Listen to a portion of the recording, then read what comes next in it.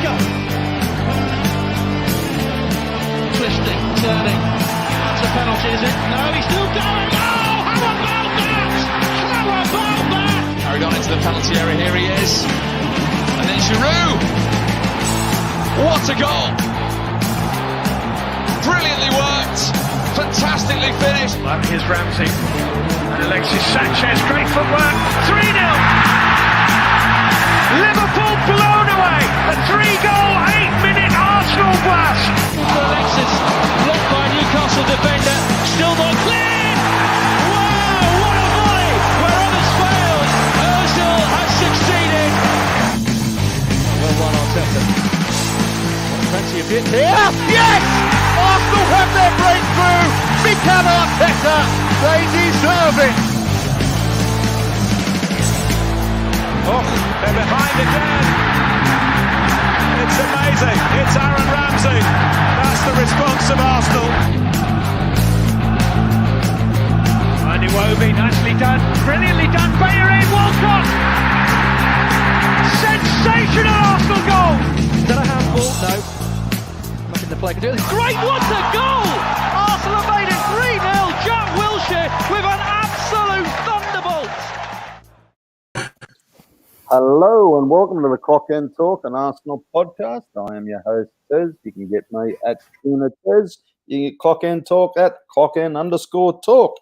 Here we are live for another week, and here I'm joined by three lovely blokes. Tony, how are you, mate? I'm back to being introduced first. The normal order has been restored. Yeah, I'm good, thanks. Do you know there was a big part of me that was so angry on Sunday, and obviously the game we're about to speak about. I actually wanted to record Sunday night just so I could shout shit at my phone. Now I'm a lot calmer, and I've been laughing at Man United a bit. So I'm not going to be as angry as what I would have been, or what Ade's probably going to be. But yeah, as a whole, I'm all right. And Ade, how are you, buddy? How you doing, guys? I'm doing well. Obviously, similar to Tony, I'm much more calm this week. I'm fuming. I ain't gonna lie to you. I'm ready to go. I've been, as I said in the group chat, I've been writing my lines for this podcast this week, but I'm ready whenever you like. Oh. And Schwinn, how are you, buddy? Wait. You're just gonna let Ade get away with that? He's been writing lines. He's done more preparation for this podcast than we did cumulatively in the last 3 years. What the fuck? I was thinking that, but I just let it slide. I thought, I'll pull him up when I start hearing the lines. Yeah, no wonder you benched me. You got people writing lines and shit for you now. Okay, boys. Arsenal v Tottenham, and yeah, we are back. And fuck me, we are back all right. And we keep turning up here week in, week out, and we keep supporting the Arsenal. Being positive, lads. Being fucking positive. Okay, Brian says, what kept you cunts? I do apologise, Brian. That was me. I was yakking away and didn't even realise the fucking time. So, good evening, Russ. How are you, mate? And Rowan says, what happened to Jack? Jack is taking a much-needed little break. He will be probably back with us next week, I guess. Okay, Tony. Tottenham v Arsenal. Give us your thoughts on your lineup when it come out. Well, we started to talk about this game very briefly last week on the podcast, and I think I managed about 2 lines, but one of them was Ainsley has to start for this type of game. For me, like, if you can say we've had any strength this season, it's been defensively parking the bus and not particularly making any chances for us, but not conceding too many. Tottenham are, as much as it pains me to say it, fantastic on the counter-attack. So, and we're not very good attacking. So just don't attack them. And I saw the lineup, and as soon as I saw it, I was like, yeah, we've lost. Like, because you could see from the lineup what he was trying to do, and when that same sort of team, I know it was a bit different because Pepe played, but when that same sort of team came out against Leeds, I was like, yeah, okay, we're going 4-3-3 or 4-2-3-1, whatever you want to call it, but we're going for it. That's good. We're going to start trying to play attacking football. But in life, you need horses for courses. And that's just not what he done. I mean, Wenger got a lot of abuse for basically playing the same formation week in, week out, regardless. But at least we were fucking good and winning games. So it's a bit hard when you've gone and won 4-0 and the next week going, oh, actually, now we're going to park the bus. I understand that you might not change and think we're just better than them and we can beat them playing our own style. But I thought this was absolute lunacy. Especially after Thursday when Ainsley had a very good game in midfield. So there was also the option, if you didn't want to play him at left wing back, which is personally what I would have done, but let him roam because you've still got Tierney behind him, so you could make it a 4 with Ainsley roaming, which is what we've done at the start of the season. You've got the option of the extra legs in the midfield, because that's where the trouble came. We overcommitted and just didn't have the legs to get back. And I mean, obviously everyone's seen the goals. So as soon as the teams come out, I was like, I know what I'm going to see today. Ade, your thoughts on it all, buddy? To be fair, similar to Tony, with me, because it's the North London derby, forget playing against smaller teams or competing against Man City and Man United and Liverpool. For me, the North London derby is literally just win the game. If you're scraping it, I don't mind. Like, just make sure, don't even lose the match, especially away from home. But we should just try and win it. Again, that team, it was like, oh yeah, you're just gonna go gung ho, playing right into Tottenham's hands. And again, now that's my issue with Arteta. I don't think he actually looks at the opposition team and say, okay, where are their strengths, where are their weaknesses? And Ainsley should have started. I think we were discussing teams and lineups in the chat. I think mostly everybody said Ainsley. And again, Ainsley had a very good game midweek, but the guy doesn't play him. At times, I'm baffled. I saw the team, I was like, ugh. I was just praying like that, because that's what you can do. You just pray, you just hope something breaks for us. But it just went how it logically was always going to go, unfortunately. Schwinn, so it's very hard to try and find something to be positive about here, but give us some positive, mate. A stat, a fucking anything. You want a stat? I'll give you a stat. In the top 92 teams in England in professional football, we have the lowest number of shots in the second half. That's a stat. Not an optimistic one, not a positive one, but that's where we are right now. And it is painful to watch. It is strikingly painful to watch. It's more striking and more painful to watch the manager after the game come out and say, it sort of went to plan and we had these many final third entries. And if we do more of this, we'll score more. That's not how it works. The law of averages does not apply in this context. And having all that possession does not equate dominance. It means that we were let to have the ball because we are toothless.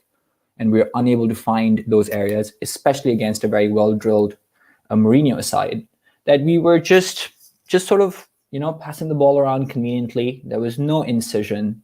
There was no conviction. And I was watching the Man United game earlier this evening, and being 3-0 down, this was sort of like a do or die game for them. And they were still trying. They were going for it. They had a free kick that hit the crossbar. Greenwood was trying to make things happen eventually, winning a penalty, I think, for them. And there was something happening. But with us, truly, tell me, did any of you feel at halftime that we could turn this around? I mean, I personally didn't. I was happy to walk away from the match and just sort of try and keep up with it on my phone. And to be honest, the Arsenal players sort of, I think, looked as if they felt similarly. There are no positives. Thomas Partey seems to be out for the next 3 to 4 months. I think the AFC Bell tweeted, don't know what the fuck went on there. Big gamble, didn't pay off. Perhaps it would have been a better idea to go to a back three. As Tony and Ade said, include Ainsley Maitland-Niles in there to give you that extra bit of that cover against, Son and Kane that have been very, very good this season.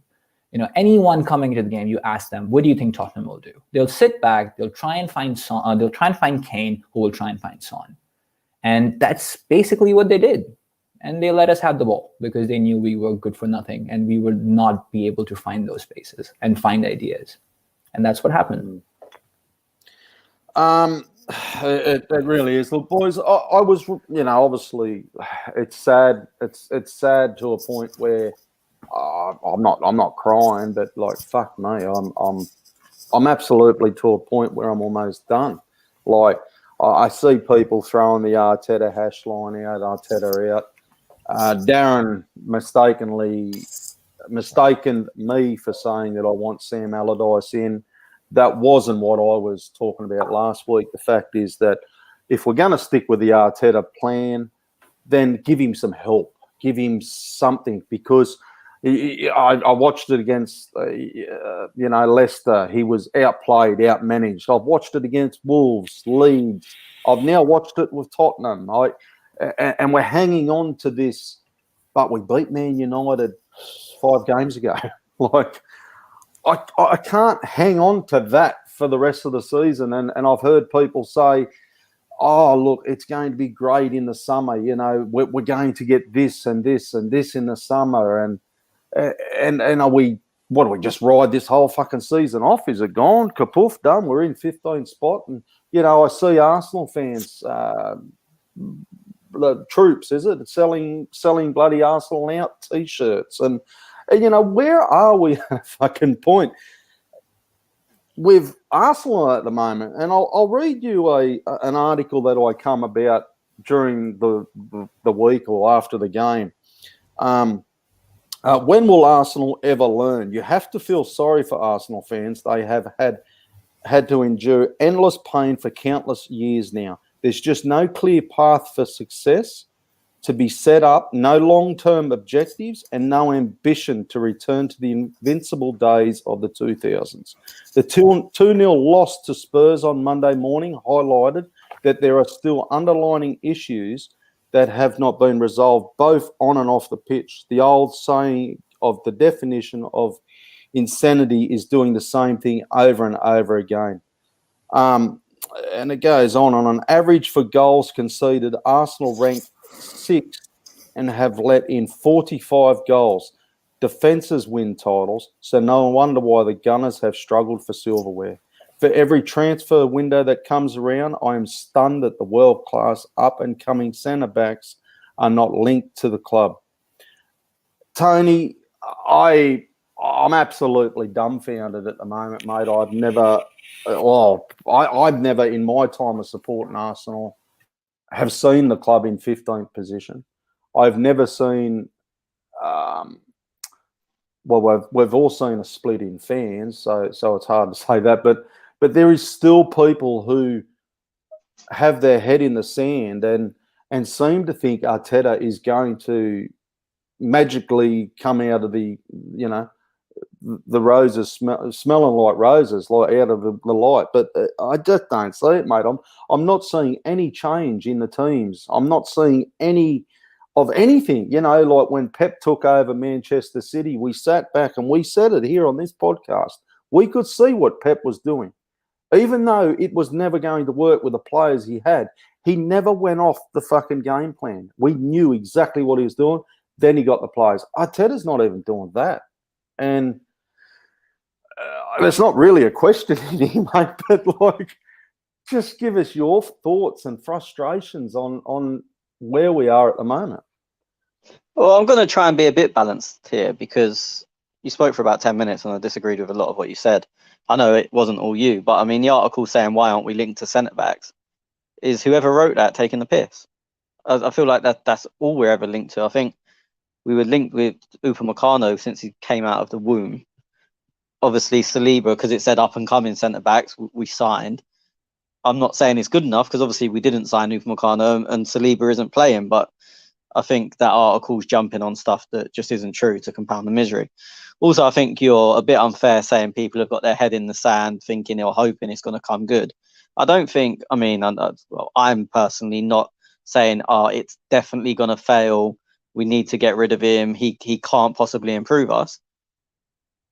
If that was 100% the case, like you knew he couldn't improve us and people were still saying he's the man for us, then I would class that as head in the sand.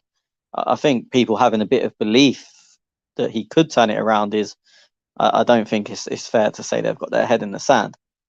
Having said that,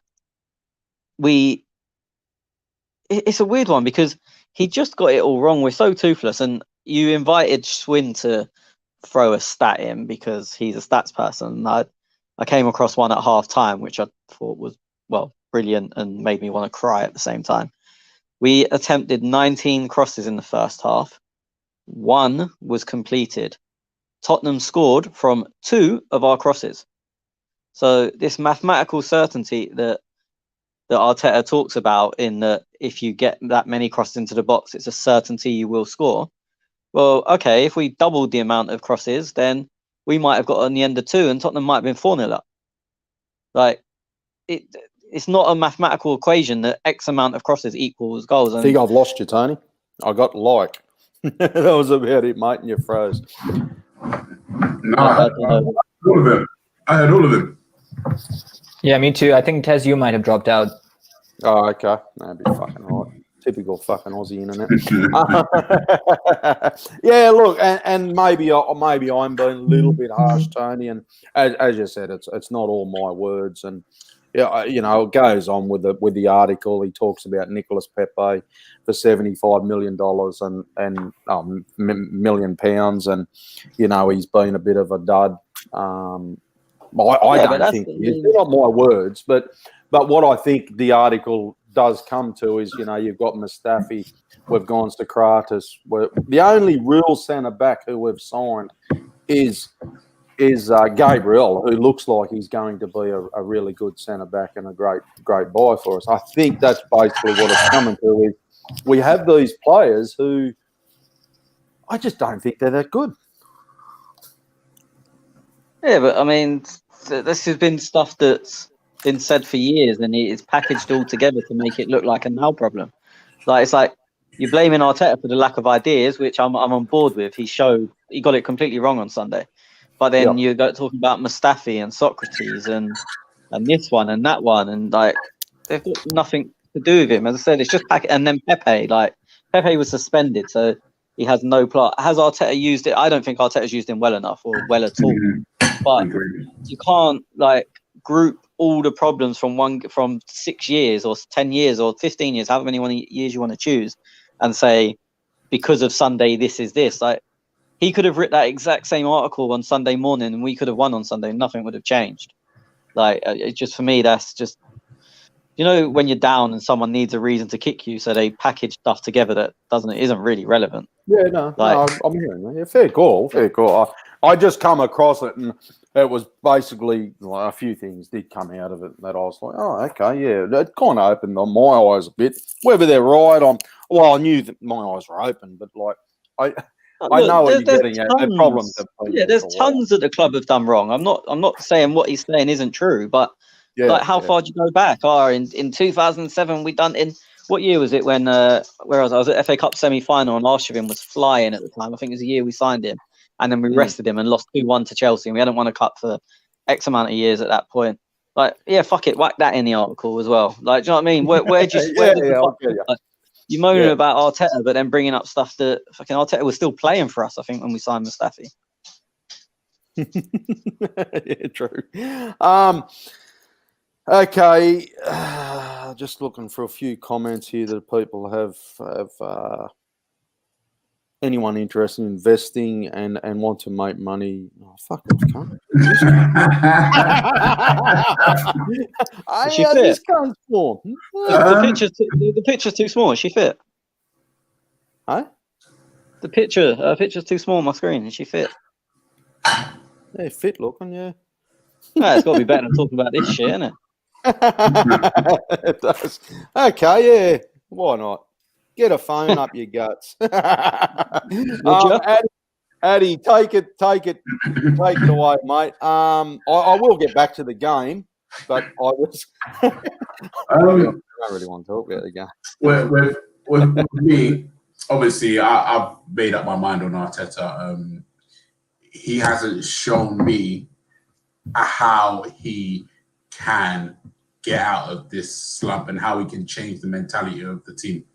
I think that, again, he had a period where he came in, and I think the team did change. I think he got us playing in a certain way. But again, now this is 2 different teams now. Not even 2, I think even 3 different teams now. And it's like, why don't you say, okay, cool, this hasn't worked. Let's go back to this type of football, or let's go back to the first type of football. It's like he's lost and he just doesn't know what to do. Alex Scott said it. Alex Scott said it on after the match. He said, like, I've been hearing a lot of things about Arteta. I said, no, give him time and everything like that. But after watching the match, he was like, I don't even know what style of football we want to play. We're putting in crosses into the box to our striker, Aubameyang. He scored 74 goals. He's only scored 3 headers. Like, everything about us is so wrong. So wrong. And it's the fact that he actually allows it to happen, which frustrates me. And it's like we can complain all we want, yeah, but obviously he's seen everything in training and everything like that. But then you play Ainsley Maitland-Niles midweek, he actually has a game. But then you don't even bring him into the squad. And then we've got like fans complaining at players on the pitch. Your Bellerins, your Willians. Yeah, but this is my point though, Ade, and I'm sorry to cut you off, but No, sorry. Are they good enough? Right? We keep talking about this. Hold on. We can say, are they good enough? They are good enough to a certain level, but they're not good. We are better than 15th. Well, under Arteta, clearly we're not better than 15th. But these players that he finished 8th with last year, even though he came in when we were 8th, he finished 8th with them. You would assume, okay, cool. We finished 8th. Let's try and progress. Even if you don't have the best players, we should still maintain the level we were at. We should never go backwards. And this is the fact, we made additions this year. So it's not even a thing where we didn't make additions. We made additions. Obviously, he's taken a few players. We've got players, but yeah. He's taken players out. And most of the players, I would say that he made wrong decisions on Guendouzi, Mkhitaryan, and leaving over the squad. But then we've gone backwards. We've regressed. So now, as much as everybody's saying, "Oh, these players aren't good. These players aren't good," we should not be 15th. He should be able to say, "Okay, this is your level. We can actually get another 10, 15%, maybe not the 20, 30% that he wants, and you need better players to achieve that, but we should not be regressing." And that's what this Arsenal team has done. We've regressed. And again, I think we need to cut our losses now, and we actually need to go and get an experienced manager, a manager that will actually get 10 to 15% out of these players, out of this group of players, because now people are going to say, okay, in the summer we're going to get rid of 11 players. I tell you now, Arsenal Football Club will not sign 11 players to replace them. Not a chance. Not a chance. So that's the notion we have to understand. Let's not say, okay, cool, 11 players are going out. We're not going to sign 11 world-class players that we need. We're going to sign, again, new players are probably going to be on the same level. And for me, I wouldn't want Arteta to lead that, because let's look at his signings. He signed Cedric. He doesn't play. He signed Pablo Mari. Cool. Pablo Mari has been injured. So and he actually looks decent, but is he a world beater? I'm not going to criticise him on them. I can't, because I haven't seen enough of them. Yeah, no. But I agree. Pablo Mari, I agree. But Cedric, he's been here. He's been fit. He doesn't play.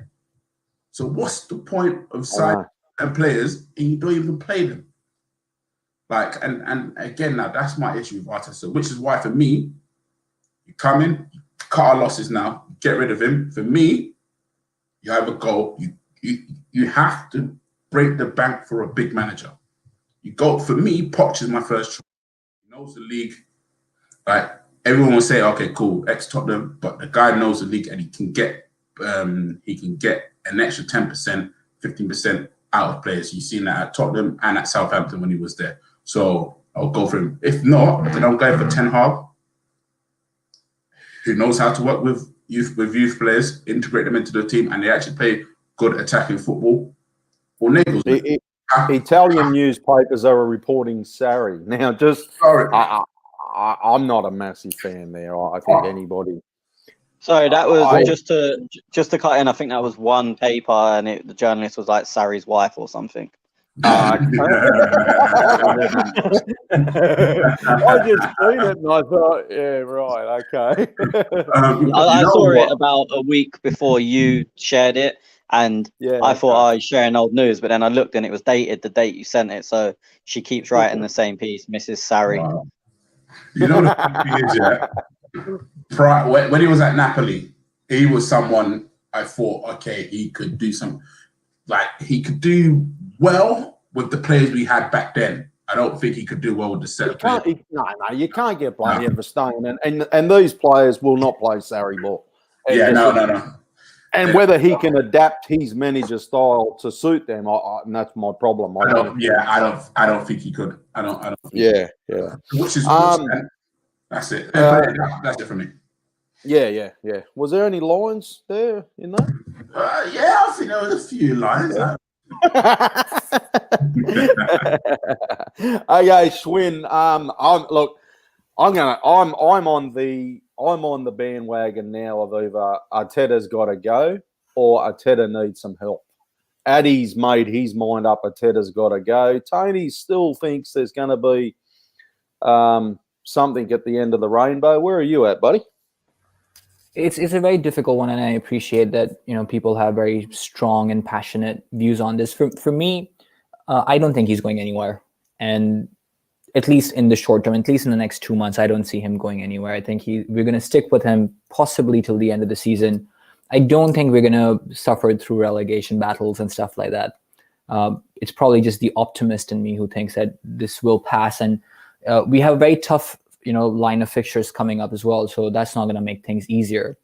But it's interesting the help portion that you mentioned, Tez, because I think we've made a lot of changes in the backroom staff recently, and some of the experience has gone away. I think moved some of the people who we thought were bad actors and had ulterior motives. In Sanlehi, Mislintat didn't work out because of the dynamics. Huss Fahmy has now left the club as well.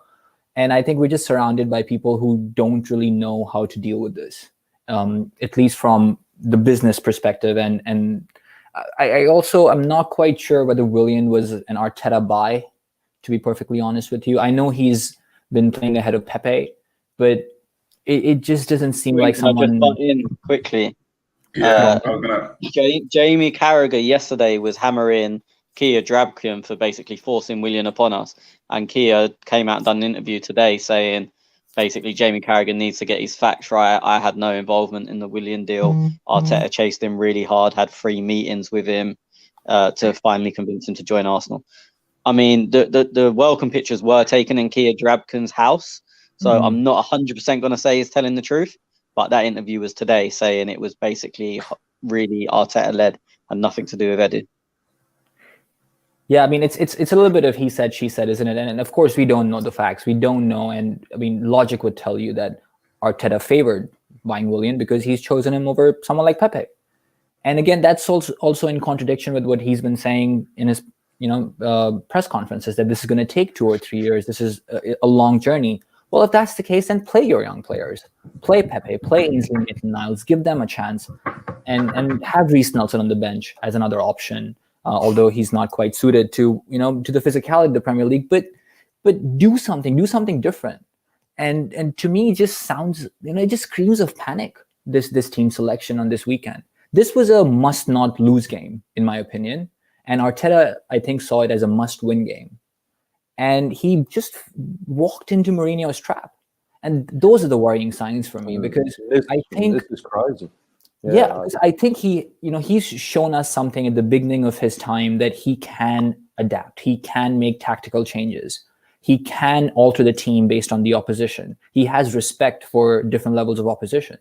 But now, as Ade said, he doesn't look at the opposition anymore.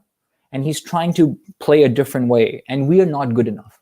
Either we're not drilled enough, or the players haven't bought into it, or we're just not simply good enough. Whatever the reason might be, this is not something we can keep up with. You know, remember a few months ago we were talking about how Aubameyang is overperforming his stats and his XG and all the basic metrics, right? Well, we're in it now where he's not meeting those numbers, and this is what we sort of foresaw happening. And it doesn't seem like the club was too bothered by it, because they haven't really figured out a way to try and help Aubameyang and support him. And we are now just sort of lame ducks. So back to my question, because I think I would stick with him. I would stick with him because I don't think getting rid of him right now does us much favor. We will have a bounce back with the new manager, but you know, we saw with Emery that the players sort of gave up hope. It's seeming increasingly likely that it's happening with Arteta. But I'd like to stick with the guy. We promised him some time as individually. You know, we all had our own how much time we want to give Arteta, and I'd like to stick with him till the end of the season. But that's also because I don't see a relegation battle. You know, imagine we're talking about relegation battles here. We're not even at well, we're in 15th. I can't see relegation, and yeah. I really can't see it. But, you know, like, and look, every fan, each to their own. You know, we've got a couple of positive ones. We've got a couple of negative ones. There's no right or wrong here, okay? Like, but I wonder with the positive ones, like, and there's a question here that comes through, you know, how long do you give Arteta then? Like, you know, the positive ones saying, okay, well, we're in 15th. We ride off the season. Don't worry about it. Everybody pack their bags up. Just don't worry about it. Don't watch Arsenal for the rest of the year and come back next year refreshed. Or do we continue supporting and continue doing these podcasts and just go, yeah, she'll be right, mate. She'll be right. Like, I'm just a little confused on the positive one. And look, I'm not saying there's a right or wrong, but I'm just a little confused at how long do you give Arteta that? Yeah, I mean, look, I'd give him till the end of the season, personally. But again, it's more nuanced than that, right? If you really want to talk about positives, if you look at the 2 goals that were scored on the day, I mean, schoolboy errors, completely, you know, giving them the space to run into. But the second goal, of course, we'll talk about that and what happened with Thomas Partey. But the first goal is just, sometimes you just gotta, you know, put your hands up and say that's a world-class finish. And Ade can probably speak more about Leno's positioning, whether he was in the right position, whether he showed too much of the left side. But I think in terms of positives, if you want to look at it that way, I think we controlled the game, quote unquote, controlled the game, and were comfortable when Tottenham did attack a few times. We were able to thwart those advances. But I'm stretching here, you know, I'm really reaching. Look, okay, let's get back to the game. Son, Tony, yeah, he got the first goal. They go up 1-0 in the 13th minute. I think I'm pretty sure, don't quote me, but I'm pretty sure I said last week on the podcast, I think you also said it too, Tony. Son was a real danger for me. Obviously with Harry Kane. And look what happened. Was it as late as the 13th minute? I thought it was earlier than that. Yeah, I thought it was earlier too until I looked now and went, 13th minute, yeah. Yeah, I mean, look, the finish is good, and I know Ade's going to disagree with this. I thought Leno's position was slightly off. I thought from that distance you should be in the middle of your goal. There's no near post to cover, and then if you are that far over, use your feet, don't just dive. But having said that, I mean, even if he'd done everything right, he might not have saved it. So this isn't as I always talk about, hard mistakes and soft mistakes or hard errors and whatever. And it's not like Leno is at fault, but could he have done better? Possibly. But there's so many mistakes. I mean, I saw someone blame Holding for letting him on the inside, but Reguilon's steaming down the outside. I don't know where Bellerin was to start with, and he's way too slow in getting back. I mean, a lot of our problems stem from Bellerin isn't quick anymore, and we still play as if we've got the Bellerin we had, what was it, 4 or 5 years ago, where he was probably the quickest player in the league, and we actually set up as if we've got that, but we haven't. So before, we never used to get countered like that because Hector would always be back and make that last-ditch challenge.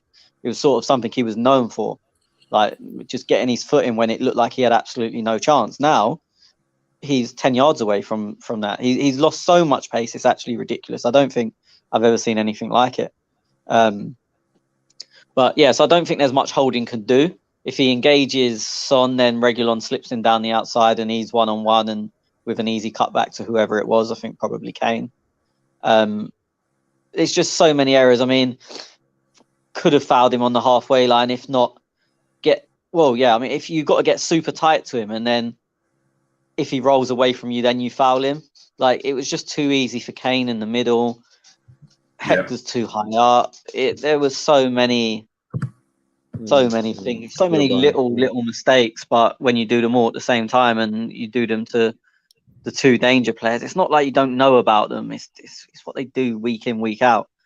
And yeah, it was just pathetic. The gamesmanship, the game management, that's the word I'm looking for, was just horrible. And I think the first goal, although a great finish, showed it for what it was. It was just we managed the situation terribly.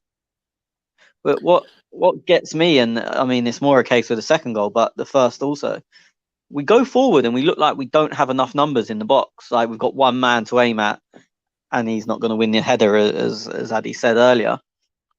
But then they counter and we've also only got one or two men back and you're like, where the fuck is everyone? And this is what I don't understand. Like, and maybe Arteta's telling them to play like, I don't know. This is where I come back. I don't know what match we're playing. Are we zonal? Are we playing? Players? Or where are we? MAA Gunner's been listening to this podcast, I think, pretty much since day one, and he comments every week and he's asked questions pretty much every week. And I think this is the first time he's ever said something sensible. So well done, mate. Well, he's asked the question. He's asked the question, to be fair, but he is right. Has Arteta fallen to pressure? Like, going back to back four, moving Aubameyang centrally, bringing back Partey, I assume he means early. And I agree with all them things. I don't think we should be playing a 4-2-3-1 or 4-3-3. I was calling for Aubameyang to play central, but not in this system. In the current system, the way we're currently playing, it should be a back five with Aubameyang on the left. The Partey one, obviously, we don't know if that's bowing to public pressure or if he thought he was fit, if how training had gone. But it does look like to me that Arteta's bowing to what the fans want. And when he first came in, I don't want to use stubborn because it sounds negative, but I can't think of another word. Sure of himself. He was so sure of himself, and we do things his way, and non-negotiables was the terms thrown around. And now it's sort of like, arrogant. Yeah, it is. Tony, but that still sounds negative. Like, I know. Why do you think we started Aubameyang up front? No, but this is what I'm saying. Before, that's what I'm saying.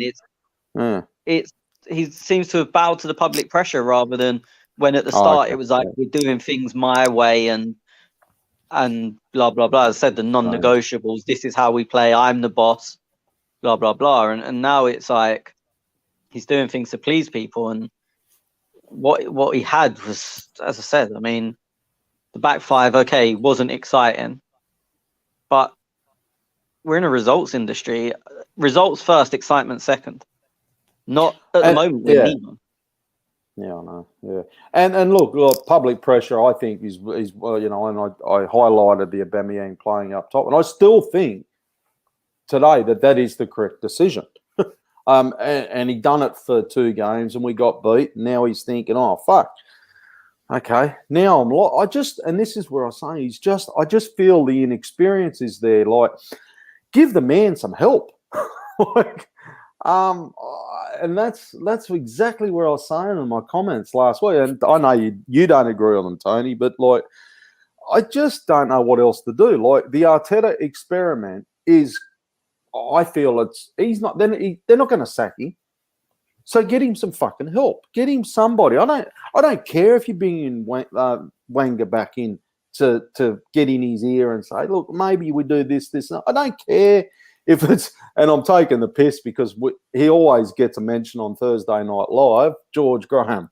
Like, I don't care if it's fucking fuck from fuck knows where. I don't care as long as he's got some experience and can get in Arteta's ear and just say, listen, mate, I'm here to help you. Like, because I just think he's out of ideas. He's out of his depth. He's got no idea. That's where I'm at. And he's week in, week out, other managers are just, yeah, you fucking beauty. Bring in Eddie Howe if you have to, as a consultant. Somebody. I don't, you know what I mean? Like, not to sit here and not do nothing is stupid. Okay. Addy? The only thing I'll say is that how would he take that now? Because obviously over the summer they made him manager as opposed to head coach. So obviously now if you're going to bring in somebody to help him, he might feel undermined that, like, what are you? Why would you? I agree. I totally agree with you that they should have brought in somebody as a figurehead. Like, even if they say, okay, cool, you're running it, but someone to actually fall back onto, like an Arsene Wenger or I don't even know, or Patrick Vieira or someone. That's what I mean. I don't know who that somebody is. Don't know who. Anyone. I don't care who it is. As long as it's somebody that's got a football head who's and okay, maybe I do care a little bit. It can't be it can't be fucking me, you or Tony, you know. But like, but somebody who's had the experience in the Premier League, and I mentioned who's that bloke? Eddie Howe? No, there's a bloke I was mentioning in the chat, and I can't remember his name. Allardyce. No. Pardew. Pardew, yeah. You know, like I'm just throwing names who have experience in the Premier League. You know what I mean? Like, just to come in. That's where I'm at. Like, just miraculously things are going to turn around. Yeah, I think one thing I'll say on Tony's point, for the first goal, looking at it, I literally just watched it again now. You can see Kane. Our issue was when the ball went out into Kane, we can't let him turn. Like, I know we made attempts to try and nick the ball off of him, but the centre back that was behind him should have stayed with him and made sure he played that ball backwards as opposed to playing out into Son. Now the next issue is, what does Holding do? Does Holding backtrack? Does Holding like go and face Son with the ball? Obviously, Reguilón was come bombing down the left. Bellerin was slowly getting back, but then I think the pitch opened up, and again, it's the shape of our position and our defense is that we don't know how to show people to certain areas, even if it isn't in a counter attacking phase. We don't actually say, okay, cool. Even though you're going to go down the right hand side, like you can try also the left hand side. You can try, but if you come down here, you're going to get crowded out. We don't have that defensive nous about us, even though we were a little bit better defensive, but I just think because we've put more bodies in there, but we don't have that defensive nous. And then in regards to Leno, I do agree with you. Leno was, I would say, one step over to his right. But then again, I think if he was one step over to the left, he would have just had maybe got a hand or a finger onto it. I think the shot was a good shot. But then, I think his positioning was just off. Whether he would have saved it if he was one step over to the left, who knows? Like Son, because how the pitch opened up for Son, I think Son would have just placed it further out wide to bend it back in. Solely because I think Bellerin slipped again in the middle. But that's a lot harder to do than what he had to do. Yes, I agree. I agree. It is a lot harder to do. But then with you having no pressure and being that like elite player and seeing the goals that he has scored, I think it still would have been easier for him. As I said, I think if his positioning was right, I agree with you. I think it probably still goes in anyway. But the shot would have had to have been a lot better than it was. I agree. Yes, Given the choice, you want to make someone's shot a lot harder than a lot easier. I to be honest, I don't overly blame Holding, because if your options are show them 2v1 down the outside and then they're in either one-on-one or with a cutback, or let someone shoot from 30 yards, I think law of averages, you'd say let him shoot from 30 yards. The problem is it was Son, who's very good, and Leno's positioning was a bit off, which Holding wasn't to know. But I think if that happened, who have we got this week? Burnley. If Dwight McNeil is going down that side, I would want Rob Holding to do the same thing again. And if it was whoever we've got the week after, if it was Pulisic at Chelsea or Redmond at Southampton, I think as a whole, Holding's done the right thing in that situation. Yeah. Okay, Schwinn, I'm going to go to you now, and I'm going to go to the second goal just on half time, and then I'm going to go into. Oh boy! I'm going to go into and I'll get your thoughts as well, Tony. So the second goal, Harry Kane, assist by Son, and then there was a substitution at half time for Ceballos and Partey. It is absolutely criminal. I have never seen anything like it. Never in my life. What I witnessed that day with Thomas Partey rushing towards the sidelines. I cannot imagine what happened there. I just don't understand it. I don't get it. I mean, to see a professional who's been in the game for long enough to just give up his position. And we watched the first 44 minutes of the game. He was the only man in midfield, basically, because Granit was dropping deeper to collect the ball. Lacazette, of course, as a number 10, dropped deep, but on occasion was very high. And on this occasion was very, very high because we were attacking, as Tony mentioned at the top of the show. This goal came off a cross that we attempted. And I don't know what happened. I just go down on the ground. Maybe, just maybe Spurs will kick the ball out of play. We're very close to halftime, and maybe a Mourinho team would do that. Or just hold your position. Just be a body in the middle of the park. You'll cut off at least one passing line. But I cannot possibly imagine what went through his mind to go to the sideline at that point. I do not understand it. I don't get it. Someone explain it to me, because I cannot come up with a single reason as to why that happened. Go on, Tony. I've got nothing. My point, and it was either to you two or to one of my mates. I can't remember. It was in a WhatsApp conversation, and I said, just sit down. I genuinely believe Tottenham would have put the ball. If he was sat on the floor, and I know people are going to go, nah, they're cunts, or nah, it's a Mourinho team. I genuinely believe if he was sat on the floor, they'd have put the ball out. And maybe that's just wishful thinking. And as much as I hate Harry Kane and I think he's a cheating bastard, and I want to get on to what he done at the end of the game later, he does have that. He likes his image being good. For whatever reason, he loves a good image. And I honestly believe when he laid that ball to Son and then ran over him for the overlap, I honestly believe he'd have put the ball out instead of playing it to Son. I've got no excuse. I can't even think of what any single reason. Sometimes you can go, it's wrong, but blah, blah, blah, blah, blah. I've got nothing. Like, it's just... Yeah, I know. I'm the same. I'm the same. Nothing. Yeah. And the other thing I was thinking, I'll go to you in a minute, Ade, is I don't know if my God, if it was Burnley against any other team, he would do exactly the same, Partey. But what I'm actually, and the only other thing I'm thinking to myself is, this team, they don't really get the North London derby. They don't understand what it means. I look at this team, and you see, we all seen it. You've seen Jack Wilshere celebrating the bottle of wine and talk. What do we think of Tottenham? This team, you've got Willian, means nothing to him. Aubameyang means fuck all to him. Partey, the only bloke that probably would be Bellerin.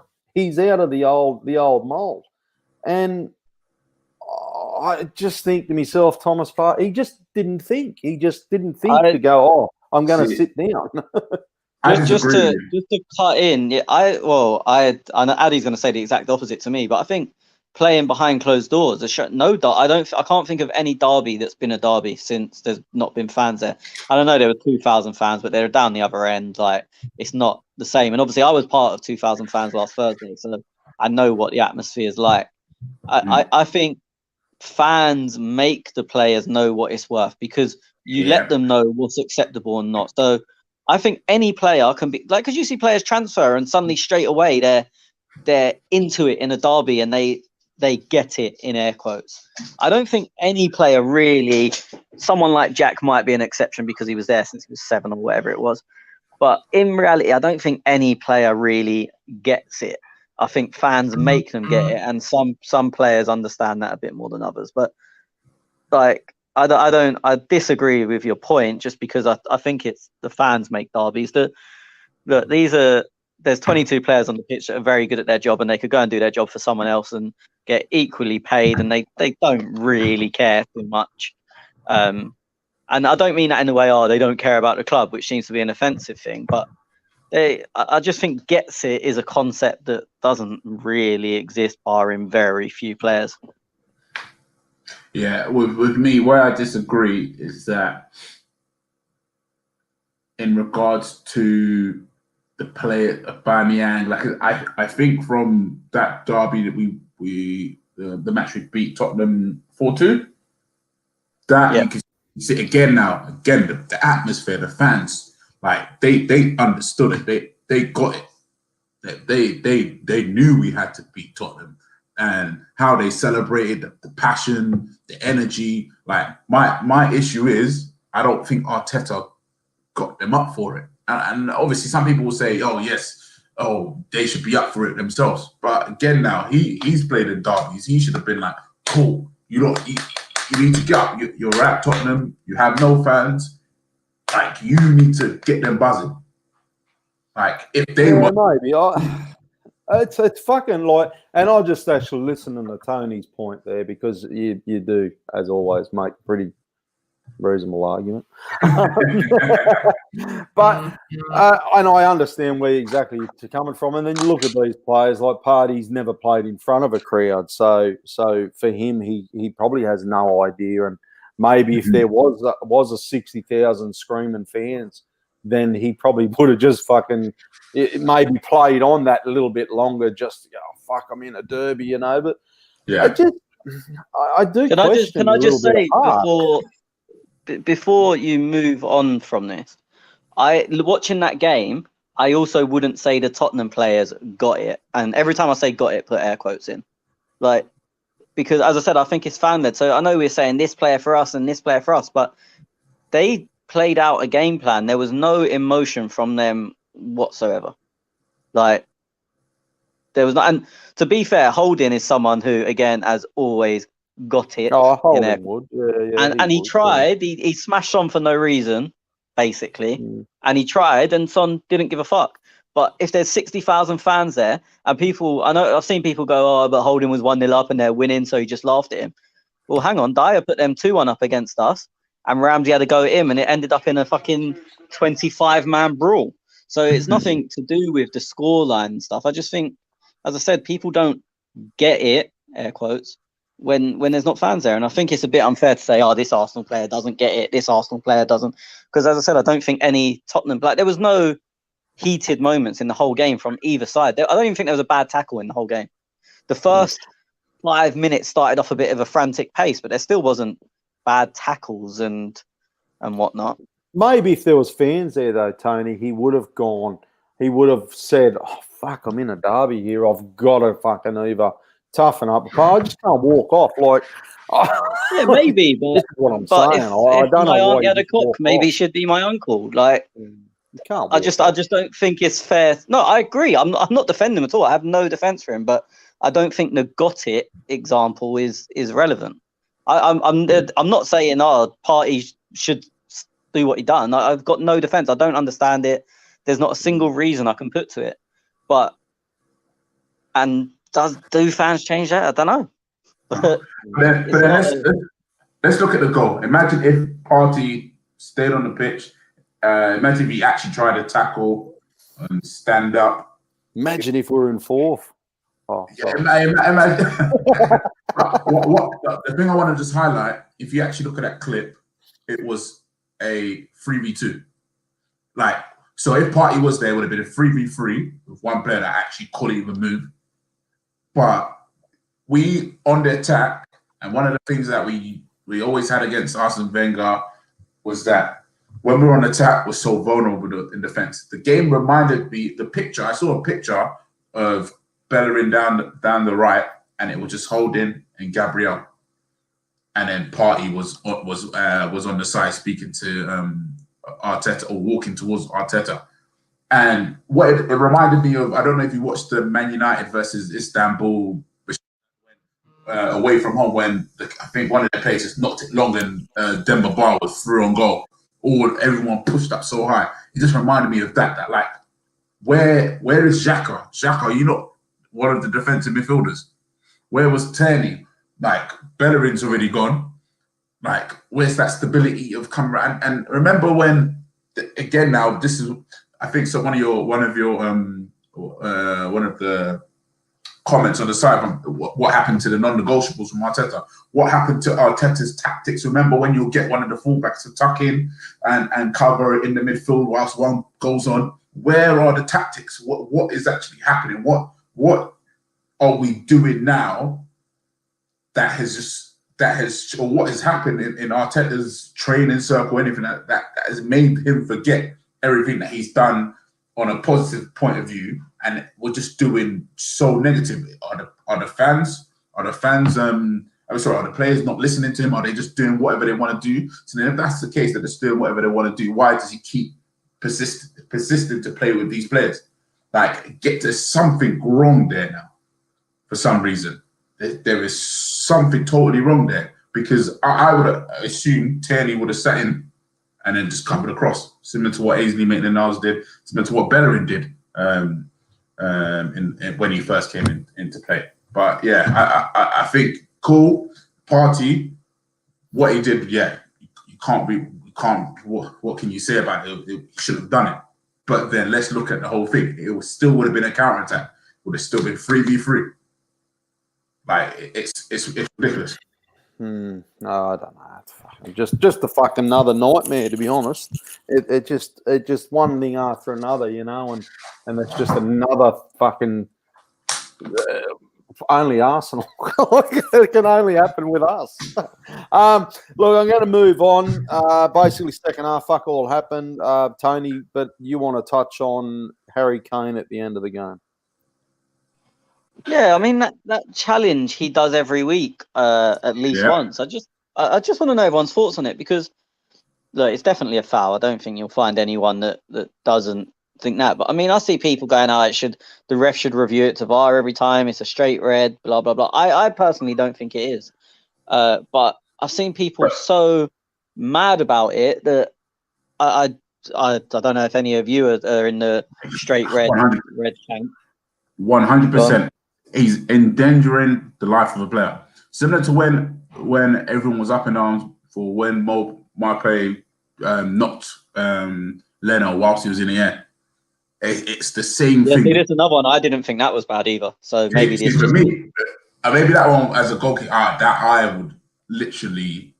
Yeah, I think you was on it. I think you was on it, and I remember, because I as I said, maybe it's just me. They were both fouls, and I said that at the time, but. I can see why people are going mad about it, but I don't think it's a weird one, isn't it? Because if you back everyone that's ever played football's backed into a player, and 100%. And for me, that's not. This is going to sound ridiculous, but he's essentially just backing in at a very fucking extreme level. Yes, and that's the thing. Like, if obviously players back in all the time. It's not even a thing where Kane is the only one doing it. No. But what Kane is actually doing, and I've seen the three, Lallana, Gabriel, and Cresswell.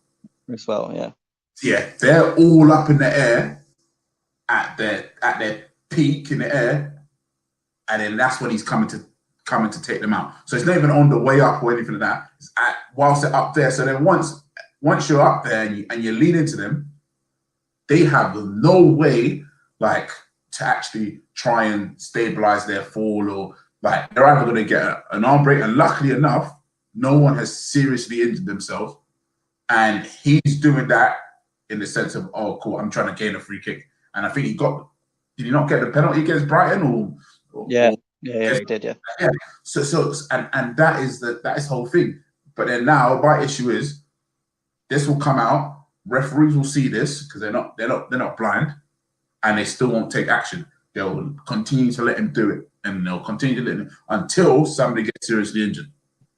My problem with it, and as I said, I don't think it's a red card, but he's done it loads of times. He does it every week, but there's 3 that's been highlighted, and they're the 3 you just said. The 3 that have been highlighted, which are the 3 Ade just mentioned. Here's my biggest problem with it. Gabriel, no free kick. And this isn't an anti-Arsenal thing. I'm just saying there's a consistency thing.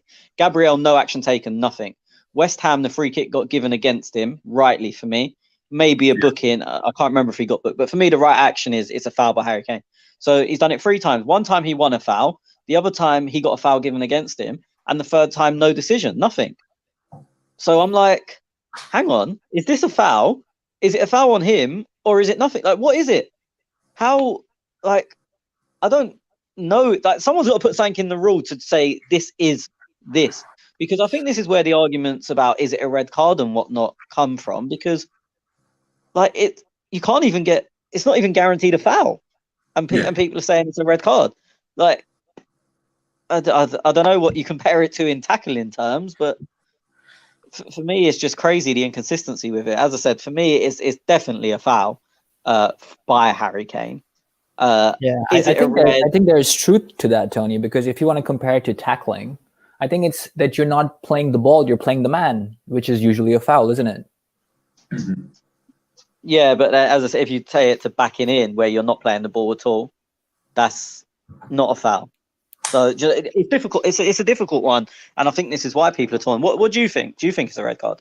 No, I think it's just a foul. I mean, I see what Ade's saying about endangering. Yeah, I mean, I think it's just a foul. I see what Ade's saying about endangering the opponent. Thankfully, we've not seen anything like it so far. I don't personally see how it could be endangering, but we don't want to wait to see if there's truth to that, because then someone could get really hurt. For me, it's that you're playing the man and not the ball. And that's just a foul, in my opinion. A simple foul. You do it many times, maybe you get a yellow for repeating fouled and stuff like that. But I don't think it's anything more than that, in my opinion. See, I'm a bit above you on the scale then, because I think it's a bit more severe than it's just one of them things. Because I do see the endangering thing. If someone's in the air, they're basically weightless. Like so you take their legs, they can't do anything. And I'd imagine Ade as a keeper knows that when you jump to claim across and someone knocks it, like, you're fucked. You can't do anything because you've just got no support. And it's similar to that, but I just don't see. I could see the potential of where it endangers a player, but it's not. Yeah, for me, it's not a red. Tez, where do you sit on it? Tez, can you unmute your mic and then tell us where you sit on it?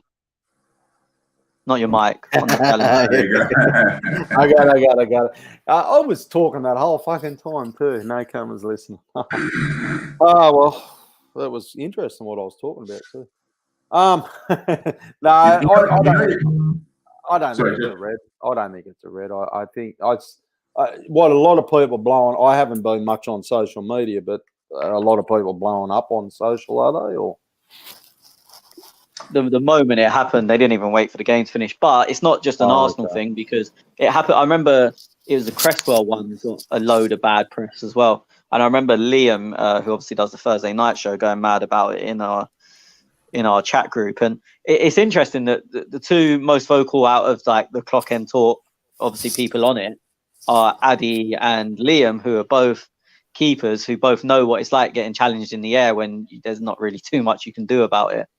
Doesn't Lacazette do it quite a bit as well? Maybe not. I was just about to say that. Schwinn, I think Lacazette does it a bit too, doesn't he?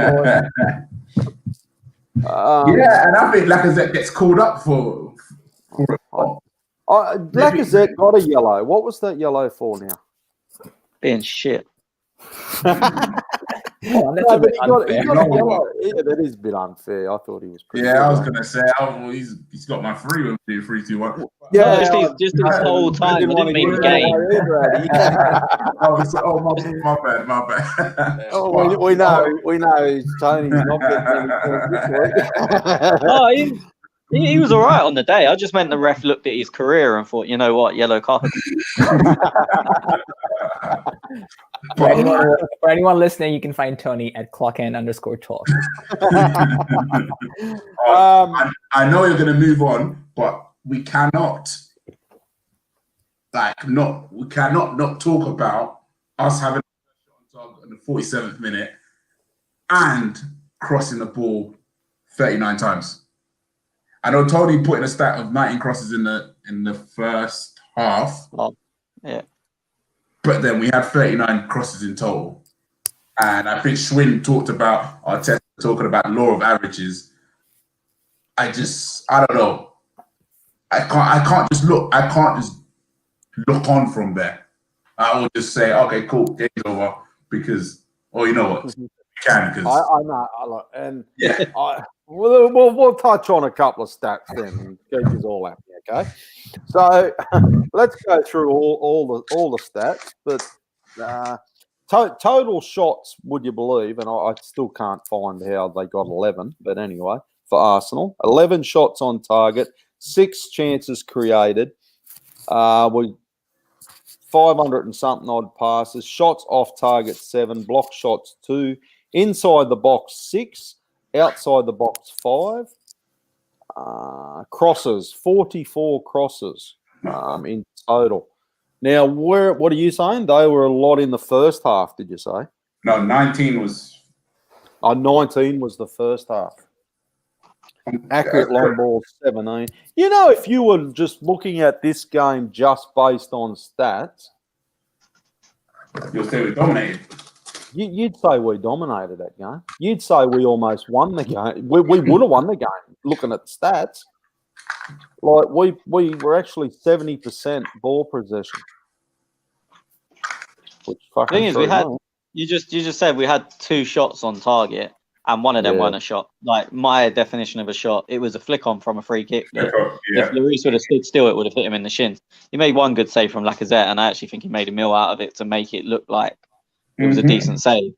But both 2 shots on target, both from Lacazette. One of them isn't a shot. Like, so you look at them numbers, and I've always said, stats don't mean shit. Football's not played on paper. And that is the best example of it you're ever going to get. We done what they allowed us to do. I actually think the only decent chance we had in the game was one, I think it was Hector, that someone down the right cut it across, and for some reason Lacazette stopped running, and then he was just like half. It reminded me of Gaza in '96. Lacazette was about half a yard short from a tap in, but just before that, if he'd have busted a gut, he would have got there. But for me, that was the only chance we had. You know what? My brother's a striker. He said that he could understand the defender was going to touch it. Yeah, exactly. Yeah, he understood why. That's why I said that. Because if he runs in and it gets a nick, it'll be like, oh, why are you rushing in? Like, you should just wait to see. But at this time, he actually didn't rush in, and it just went straight across. So that is it. The reason it reminded me of Gaza in '96, because that's exactly what Gaza said. So I knew what you was going to say before you said it. That's exactly the team we are, Addy. That's exactly what Arteta has, and that's all he has is play down the wings and cross the ball in. Hope for the best. But we have no Giroud. We have no Giroud. It's not even that Aubameyang's not good in the air. We have one guy in the area. Like, do you know how good the cross has to be? Even if it was a Giroud or a Peter Crouch or fucking whoever you want it to be. If it's 4 against 1, we saw one I think it was at the start of the second half. Tierney's ball was as good a cross as you could ask for. And Aubameyang's pull it over. But it wasn't a horrendous miss, because the fighting he has to do to get that chance, and then he ends up like 10 yards out with a ball whipped in from the left and not from the byline, which is another problem. We're not crossing. It's not. If we got to the byline 44 times and put 44 crosses from the byline, I'd say, you know what, yeah, probably law of averages. You'll score 2, 3, or 4 of them usually, and it's just one of them days. These crosses are coming from fucking everywhere. Like we're putting the ball in from the halfway line. So, like as I said, this Tierney ball, like the cross was perfect. You can't ask for any more from where he was, and like, it's still not a chance where you expect Aubameyang to score or anyone, whoever it was. I mean, he could have done better. Maybe should have got it on target, but you don't come out of that going thinking, "Oh, if Aubameyang scored that chance," because you don't even class it as a gilt-edged must-score chance. Yeah, no, Aubameyang's not that player. Like, get But the ball. it doesn't matter who it is for me. No, that's right. Yeah, but get the ball to Aubameyang's feet inside the box. He'll win 9 out of 10. But we need numbers in the box, because just having one guy against a 4 or a 5 or a 2 centre backs and 2 holding midfielders, which Tottenham play, and then they have narrow fullbacks. So at times it's like 1v6 in the box. You could put fucking David Beckham crossing the ball to whoever you think the best header of a ball ever is. You ain't scoring. Like you're not 1 against 6. Yeah, I know. I was going to say, even what you just said now, where you can actually see Aubameyang is actually low on confidence. Lacazette, one time actually drilled it into him and it was 1v1 versus, was it Alderweireld? Oh, that was so poor. Poor. And you can just see like he's just low on confidence, because similar position like Chelsea in the final, he skipped past Zuma. Like you're thinking, okay, 1v1 on your feet, and he just like he fluffed these lines. Like you can see he's so far out of fucking man. He's so far out of form, it's ridiculous. Man. But one thing I will say about Lacazette, and I probably should have said it in the team lineup, was I didn't think he was that bad last Thursday. I think he was probably one of our best. Mm-hmm. And then he's the only player that I can think of that has been rewarded by playing the next game. Mm-hmm. Like Arteta has this thing where players seem to do well Thursday night, but yet they're not starting in the Premier League. And I'm like, really? Where Lacazette, he played the 2 games in a row. So obviously, I don't know, maybe he's just fucking trying. And 90 minutes. And 90 minutes. Yeah. And 90 minutes. Yeah, that's what I mean. Started and played the full 90. Okay, give us your 3, 2, 1. Let's do it. Tony? Do I have to? Yep. I don't know if Saka tried. Let's give him 3. Am I doing all 3? Yep. Get it over and done with. Like ripping a Band-Aid off. Danny made more than 2 passes forward when he came on. Let's give him 2. Tierney tried, but a bit less successfully than Saka. Give him 1. I don't know. They're the 3 worst reasons you're ever going to hear. Right, Ade? Lacazette 3 for me. If you say Leno, I'm booting you off. I'm not even an admin, but I'm no. Leno, no. I'm going to give Tierney 2. And this is going to be a hard one, because as much as Saka was like, he was just ineffective game.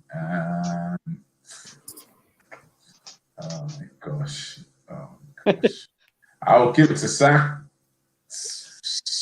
No, Ceballos. Ceballos 1. Ceballos 1. Schwinn? My 3 goes to Leno. Fuck off.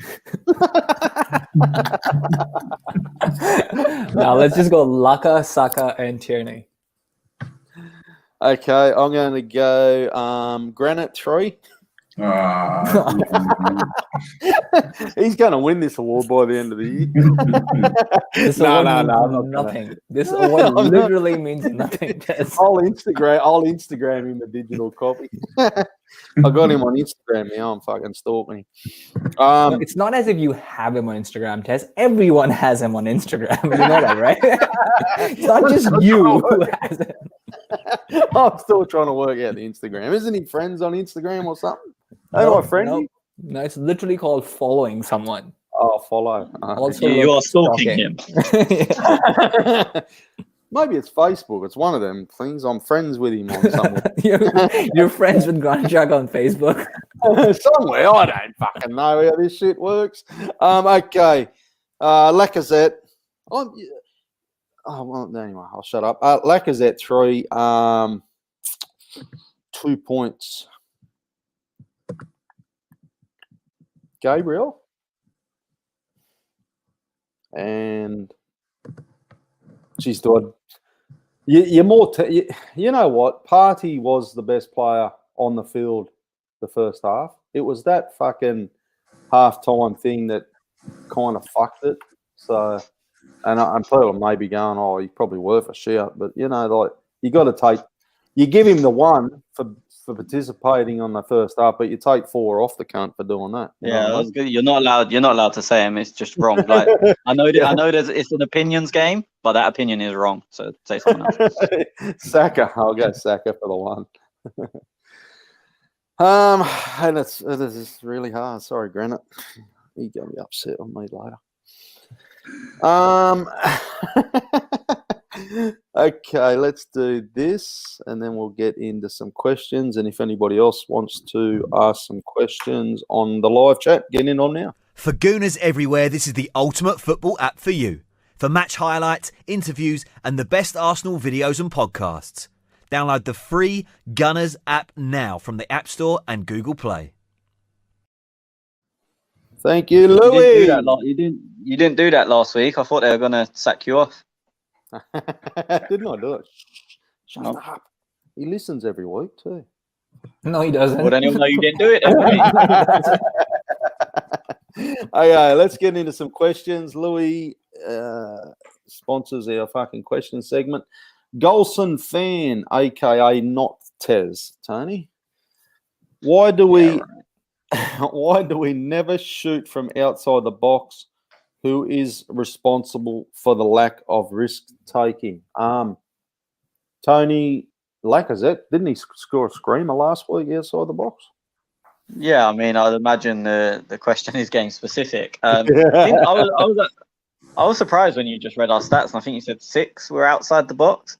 I was just looking at that now. But I mean, again, it's like it's what you count as a shot, innit? I mean, I think was it Lacazette that had the free kick that hit Harry Kane in the wall? Saka had a shot that's still rising. The ball may be identified soon. I mean, I can't really think of many others, but I mean, I don't know. But then you look at the players, and you think, okay, take away free kicks because if the ball's 25 yards out, you would have a shot. Who's gonna shoot? And the only name, and as much as Tez is gonna fucking go and have a wank now, when you look at that team, you go, the only one that's gonna have a shot from the edge of the box is possibly Granit. And Partey might. He had one that I think went off for a throw on or thereabouts. Who shoots? Who was it? Who was it? Partey had one that looked like it was going off for a throw on early on. But yeah, you look at them and you go, okay, maybe Partey, we're not 100% sure yet. But the rest of them, you go, maybe Xhaka. I mean, none of the others are going to really let go from 25, 30 yards. As I said, Laka's got it in him, but you don't really want him there unless we're sort of breaking or something, or he's nicked the ball back. I think it's just a personnel thing. But I know if Granit had 30 shots this week and they all went in the upper tier, which is where they'd probably go, we'd be moaning, fucking hell, always taking shots from distance, play the percentages. I think it's one of them things you can't win. Yeah, he has a shot and everyone goes, oh, why did he shoot? And then he doesn't shoot and they go, shoot! Basically. Gunnar Rick, 30-plus players in our current squad. If you are going to have a serious crack at the title, who would you keep? I'd keep Gabriel, Tierney, Partey, Saka, Martin, Ellie, and bin the rest. There lies a problem that can't possibly be sorted out in 1 or 2 windows. How is it got this bad? Go on, Addy. Cool. How's it got this bad?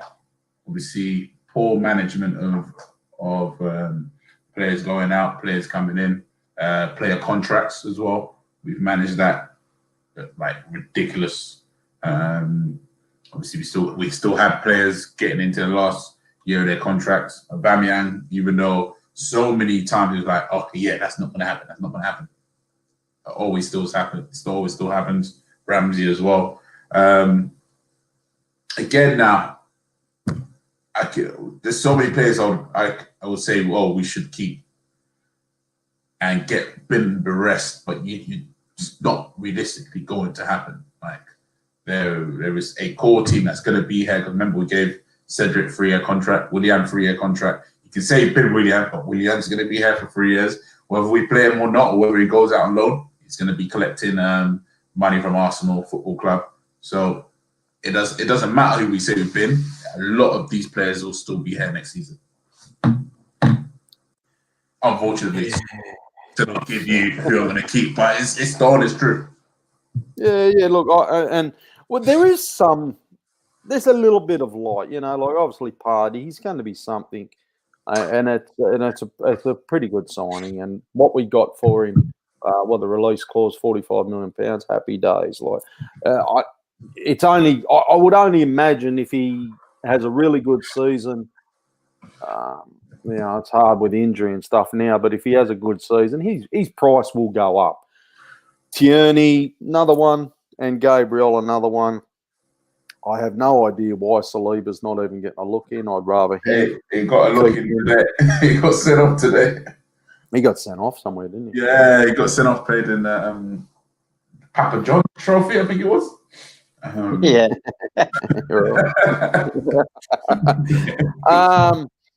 Martinelli, well, we all know that. He's a kid who's, he's going to be something special, Martinelli. But yeah, it's very hard to find the positive in all of them. There was just a question come through on the chat I just seen about Aubameyang, and this is this one, Gurner Glasgow. Why is Aubameyang playing so poorly? Tony, I'll let you try and tackle that one because Gurner Rick did not mention keep Aubameyang. Yeah, it's funny how short people's minds are on it. I was going to say when he said that. He didn't say Leno either, did he? I was surprised that he didn't pick up on that. Yeah, but then Gurner Glasgow, I've seen Leno reject. Yeah, with Aubameyang, I think it's a mixture of a couple of things. I think one, we're playing a style that just doesn't suit him at all. I mean, I know it was a penalty he scored at Old Trafford, but there was no one saying then that he didn't, he didn't look interested. But I think that's exactly what happens. I think we're playing a game that he just can't play this way. And if you're going to play this way, there's no point playing him. And I think he knows that. And he's just like, I don't even know what to do. There is nothing I can do. So he's become disinterested. And I don't know how quick that would be able to turn that around if you play to a system that suits him. I thought it was interesting because when Arteta first came in, Lacazette was almost playing as a 10 behind him, but they also had Ozil behind him. They were playing like 2 10s. I remember us speaking about it, sort of not being revolutionary, but being different for us. That you had them both playing with Ozil.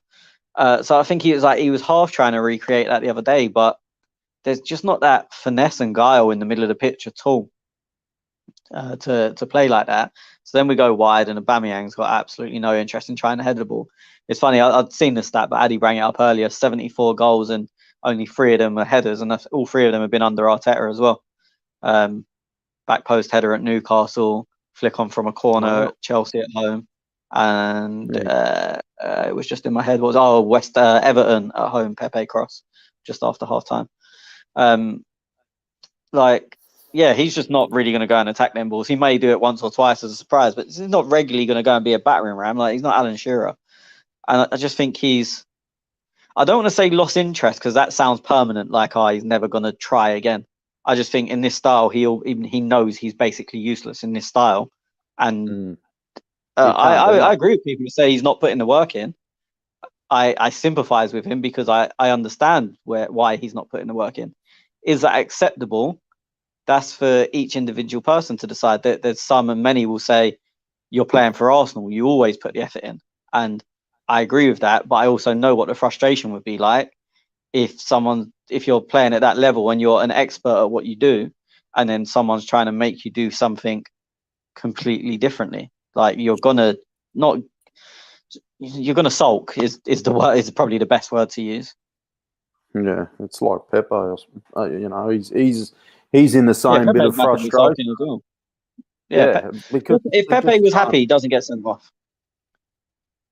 Like it wasn't just Alioski goading him; it was all his frustrations built up. You know what? Just on that, I saw a video of Aubameyang, Lacazette, Ozil, Guendouzi was in there, Xhaka was in there. Just a training clip. The guys was happy. I think this was under Arteta, but the guys were happy. They enjoy when you enjoy your football. That's when you play your best football. You can see these guys enjoying their football. Like Pepe they're not enjoying it at all. They're not. Pepe don't smile anymore, and that's the thing. Like you get that little edge, like when you're happy, when you're playing, and you're buzzing.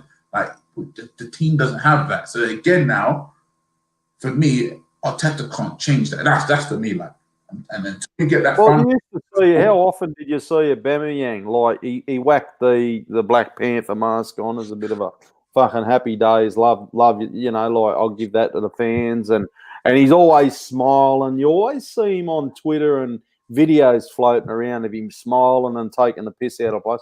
I don't think I've seen that from him this season. I don't think I've seen one little positive. Man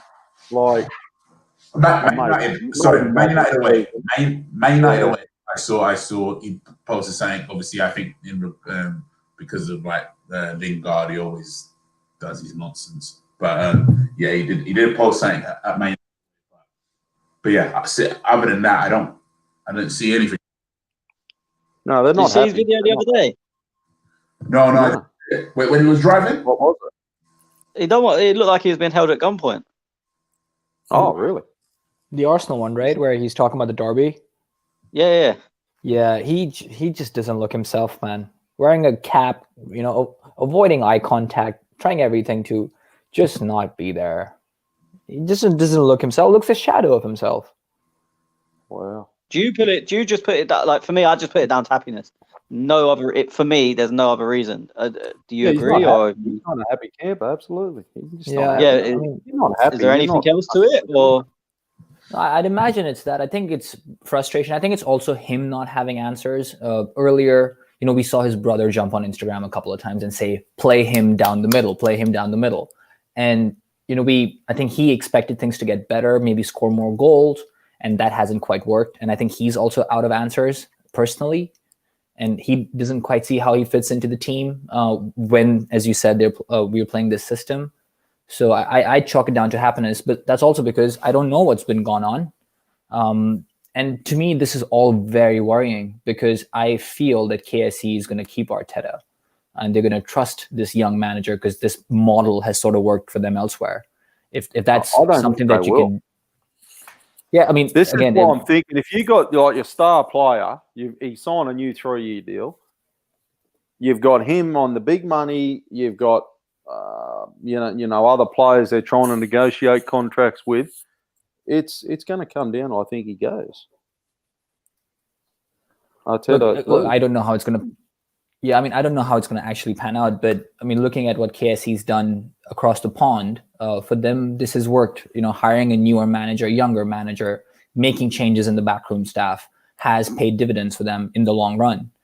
Of course, American sports don't have the relegation threat, and I don't want to keep bringing this up, but I think KSE is going to stick with Arteta unless things get really out of control.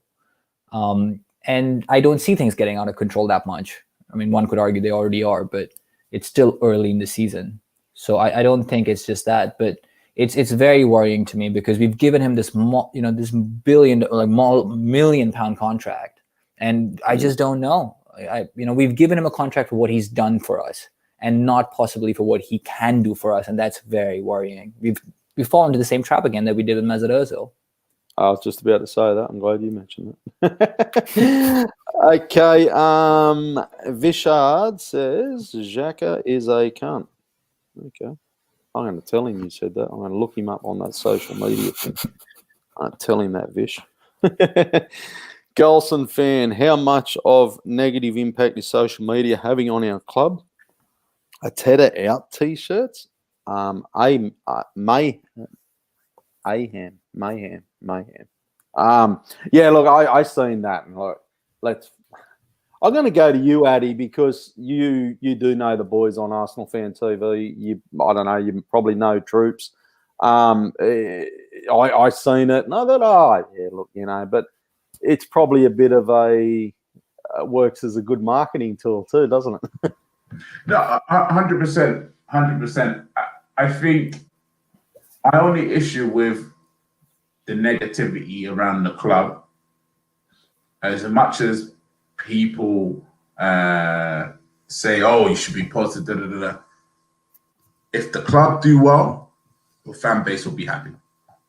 So again, it starts from the top, and then from the board, obviously managers, players, but then obviously social media. Everyone wants every Arsenal fan wants Arsenal to do well. Nobody wants us to do well. That's it. Yeah, but then like social media is now a tool where we can actually share our frustrations or share our joy. And cool, Arsenal Fan TV, like whether obviously they interview after the game and obviously they do their bit. Obviously, Troops is starting now with the Arteta out t-shirts. Cool. And similar to when they did with Arsene Wenger and then the banner and all that stuff, you're gonna have that because Arsenal will use social media to grow their followings as well. So you got the good and you got the bad of social media. But then for me, the main thing is if the club do their job correctly, from all the way from the top, you'll see a lot of positivity flowing out of social media, and then you will just build on that, similar to how Liverpool at the moment is like, because they sorted out themselves really well. They didn't make big signings, but they knew they needed a winger, brought in Jota. Like they sorted out everything they need to sort out, and then they've gone away and obviously trying to win the league again this year. Arsenal, did we sort our issues out? Nope. Now you've got a huge backlash. So that's the only thing I'll say in regards to social media. It works both ways with us, and we just need to buck up our ideas. From a Arsenal Football Club point of view, not the fans. I think they should still go around. Negativity will still always be there, but you can create that positive effect. Okay. Glasgow Gooner, he says, I'll be listening live. I'll add some questions. Keep up the good work, legends. Schwinn, got a question for you by Schwinn.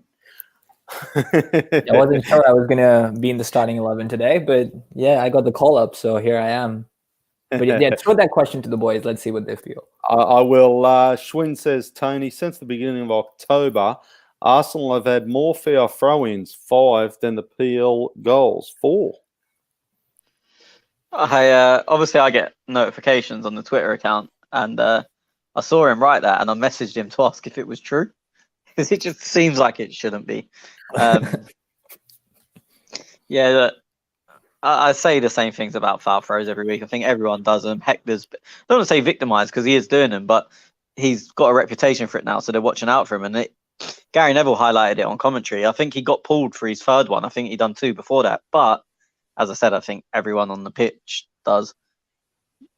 I mean, the lack of goals doesn't need me to go into how disgusting it is, but it is something that if you know you're being targeted for it, which Hector must know, because I would imagine all 5 of them are him. If you know they're watching you for it, just make sure for a few weeks you do them textbook, and then the heat will go. They'll think, oh, we paid attention to it. There was actually not much wrong. And then unless you do one that's really bad or really stupid, you stop getting called.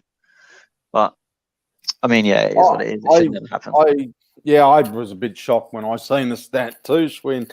But what's and look, I don't want to be a little bit biased here, but other teams, I think they're doing it too, but we just been punished every time. Like, I watch how I'll be honest. I watch throw-ins and I think to myself, how was that not pulled up? And I see that with lots of teams week in, week out. And then you throw that stat and I think, shit, okay. Are we just being caught all the time, or are we fucking what's going on there?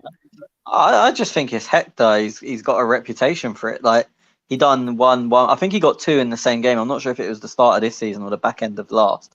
So then you're on the radar now, and that's what it is. I remember.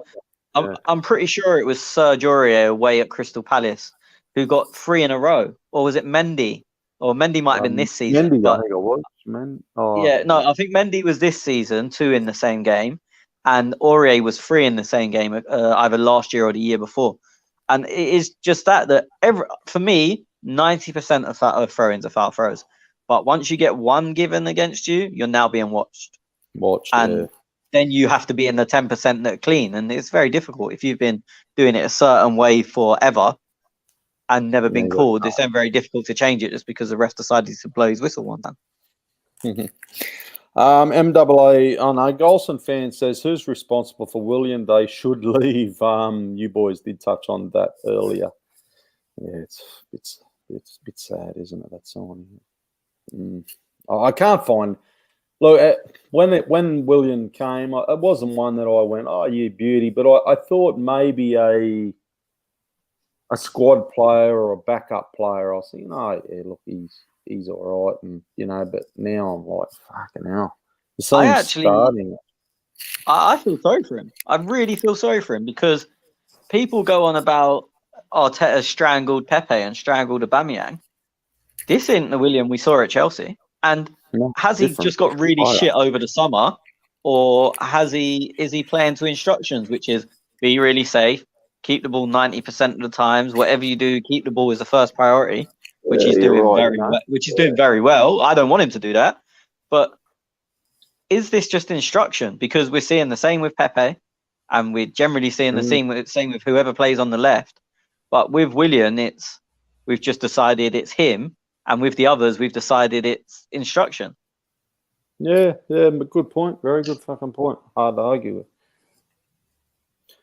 Yeah, no, it is. I never thought of it like that. MAA Gunner, do you think we will try and sell Mustafi in January since he has 6 months left and we have Louise, Chambers and Holding plus frees us squad up space? Tony?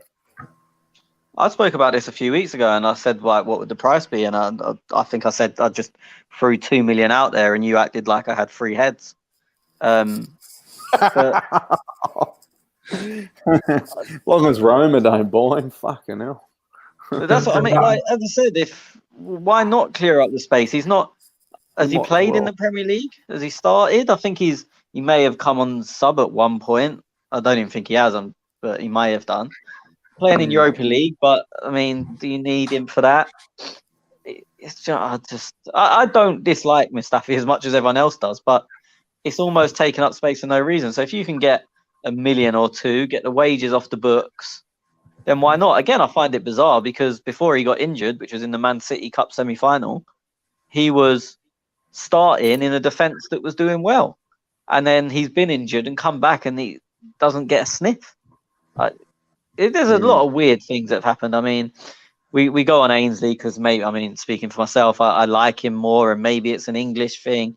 We talk about how he's been unfairly treated. We talk about Ozil because a lot of fans like him, a lot don't, and there's a lot of chat about him. We speak about Saliba because we were told one thing and we're seeing another. But there's another. Mustafi's it's another weird situation that you've gone from starting to not getting a look in. I mean, people could complain about Socrates, but it's understandable. He just doesn't play the football we need to play. But there's a lot of weird decisions, a lot of weird stuff's happened at Arsenal. Yeah, a lot of weird stuff, all right. I had nothing. Glasgow Guna says, bunch of rejects. That was after the game, I'd imagine. Hakon Larson. I haven't heard from Hakon for a while. Who the fuck want to join and play football for a club in a mess like this? Yet again, we're going to sign players for a lot of money and big wages because we're not attractive enough. These are more quotes, boys. So if you feel like commenting, just comment. He goes on and says, when are anyone gonna do anything about what Kane does every game? Someone is gonna get badly injured. We did discuss that. Yeah, heck, I might like it. Oh, Ade, you said a red, didn't you? Yeah. Hakon says Spurs is arguably one of the best counter-attacking sides in Europe right now. Why is Arteta then playing to their strengths instead of a more defensive approach? Because he doesn't. Go on. Go on, Schwinn. Go on. It's just so strange. I think it reeks of desperation. That one. The lineup, rushing party in, four at the back. Tony touched upon at the top of the show that this game was sort of made for going back to the back three, something that is tried and tested, and we've relied upon it quite successfully, especially away from home. And it just reeks of desperation. I mean, it's one of those things where you just have to say the manager has been very inexperienced, and he has been outclassed and just been taken to the cleaners by a more experienced manager. But the sad part is that we all saw it coming. That was most of the discourse before the game, and it's very hard to then try and justify the manager's position when you see mistakes like that and you see heads dropping. So yeah, to me, that's the only thing that comes to mind. Desperation, need of a result to try and galvanize the team. Of course, a big game against local rivals. So maybe the risk, if it had paid off, it would look like a masterstroke. But the odds of something like that paying off against a very well-drilled Mourinho side are very, very low. And Arteta should have known that. Well, you're going to add something on that as well, weren't you, Ade? Yeah. Again, I think he's tactically inept. Like I don't think he. I think I've said it previously that he has that arrogance about him that whatever I'm going to do, it's going to work. But he actually hasn't done the mileage yet to say, okay, cool, I can actually walk around with this arrogance. And I think that's what hinders him. Like he needs to actually say, cool, let's go back to basics. Let's go watch teams. Let's actually set up. Like that's what Emery did. Emery did a lot of chopping and changing, and let's like go and change our whole style because of this team. Oh, we've got another team next week. Oh, we're going to change our whole style on that team. He did too much of it. But for me, Arteta's not doing any of it. It's like, no, 4-2-3-1. I don't care who we're playing. We're just going to do it. Whereas he should have seen. And the thing is, Chelsea played Tottenham the week before, and Chelsea didn't bite at what Mourinho was going to do. Chelsea said, okay, cool. No, I know you want us to come out and so you can counter. No, we're not going to play into your hands. But then this week comes, like, you know what? I'm not going to look at what Chelsea did well and build on that. I'm just going to do whatever I want to do. And then we just go from there.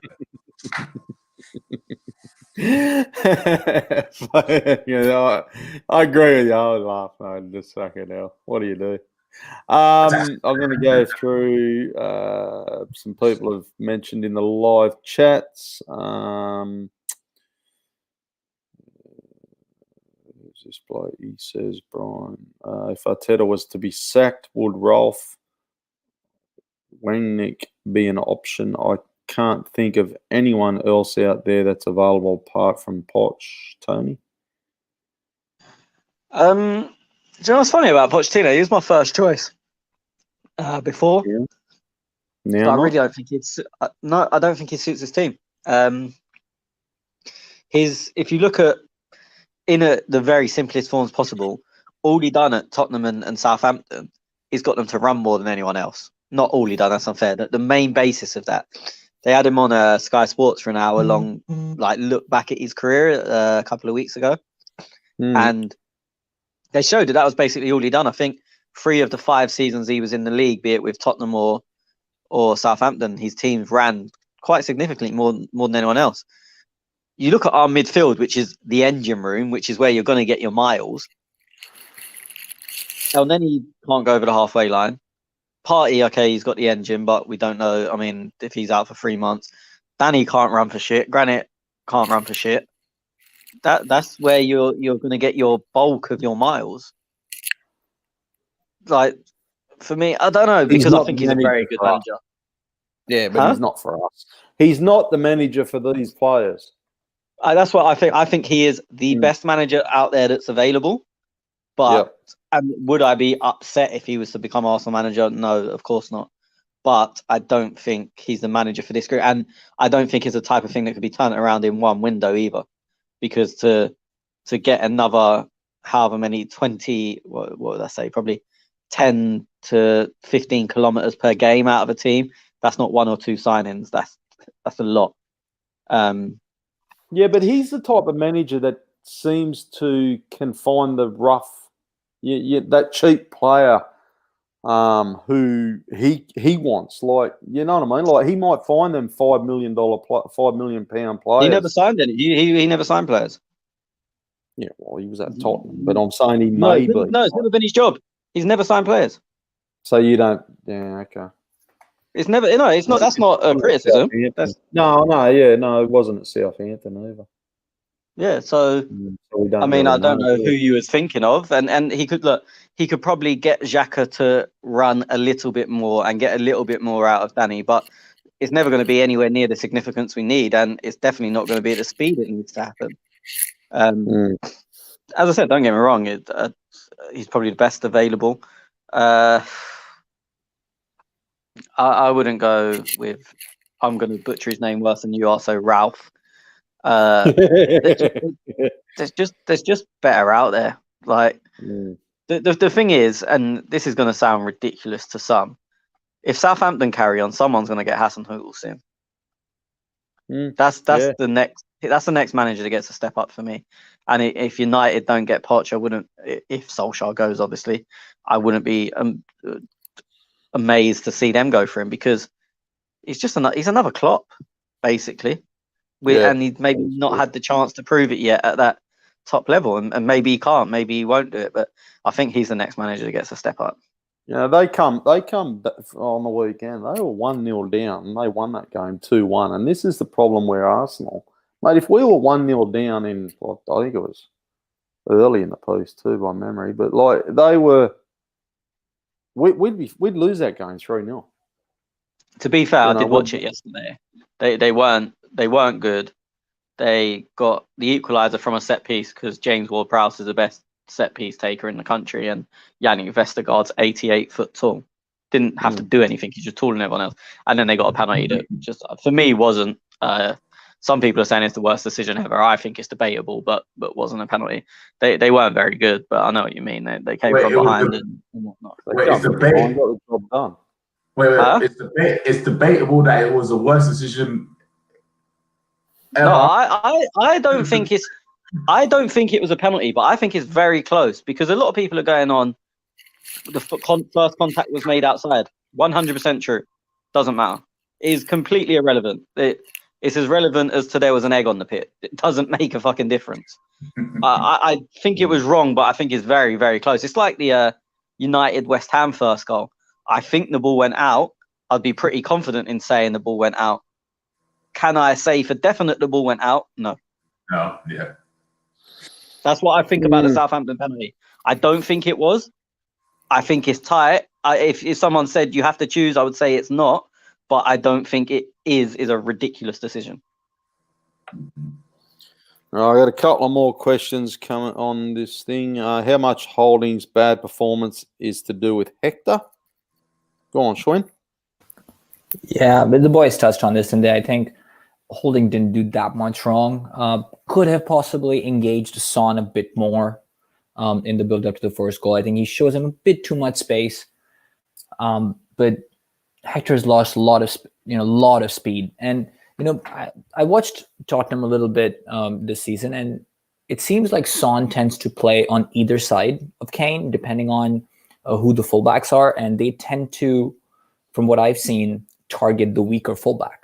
In fact, the last couple of weeks, I think, in the build-up to the game, Son played on the right. But this week against us, they played him on the left and they put him on Hector Bellerin. And, of course, Bellerin and Holding is the weaker side compared to Tierney and Gabriel.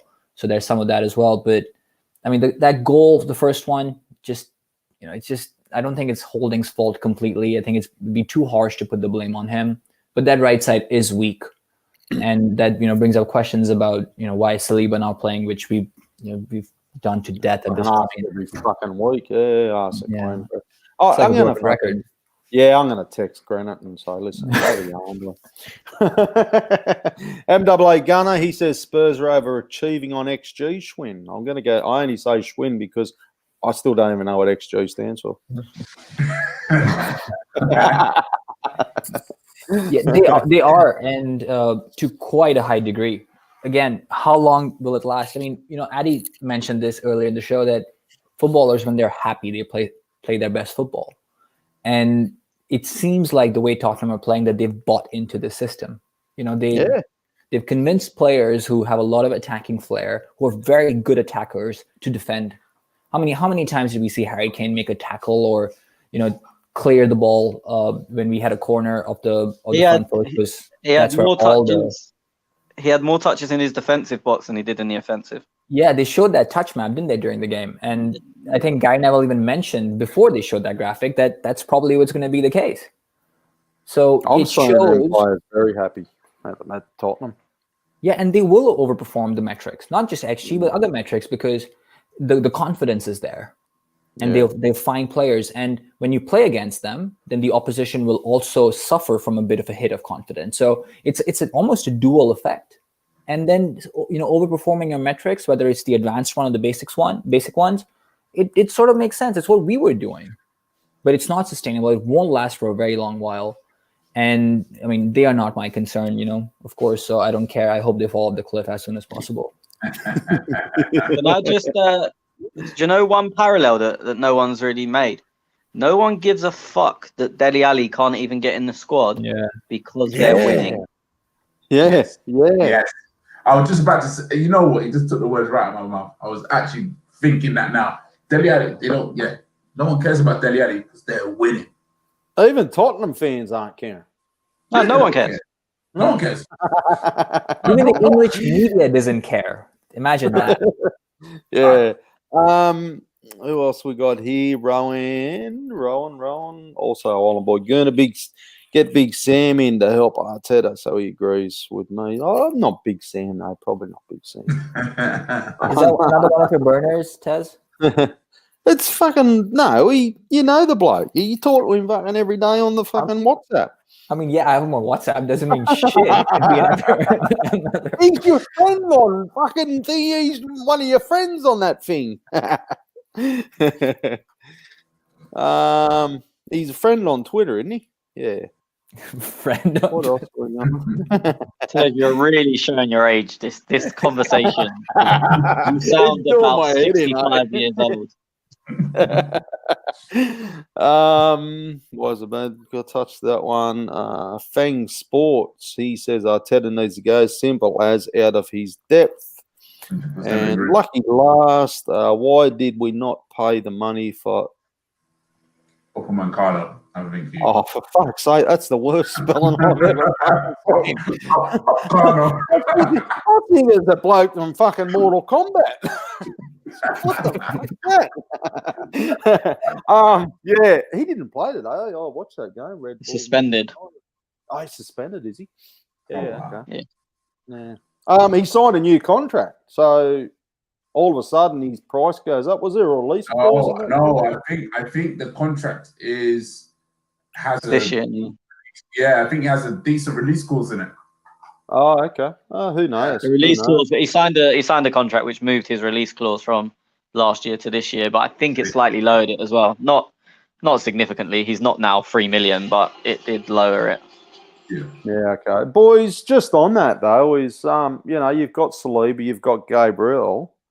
At what point do we go, let's see what this Saliba can do before we look at buying another centre back, or do we need that?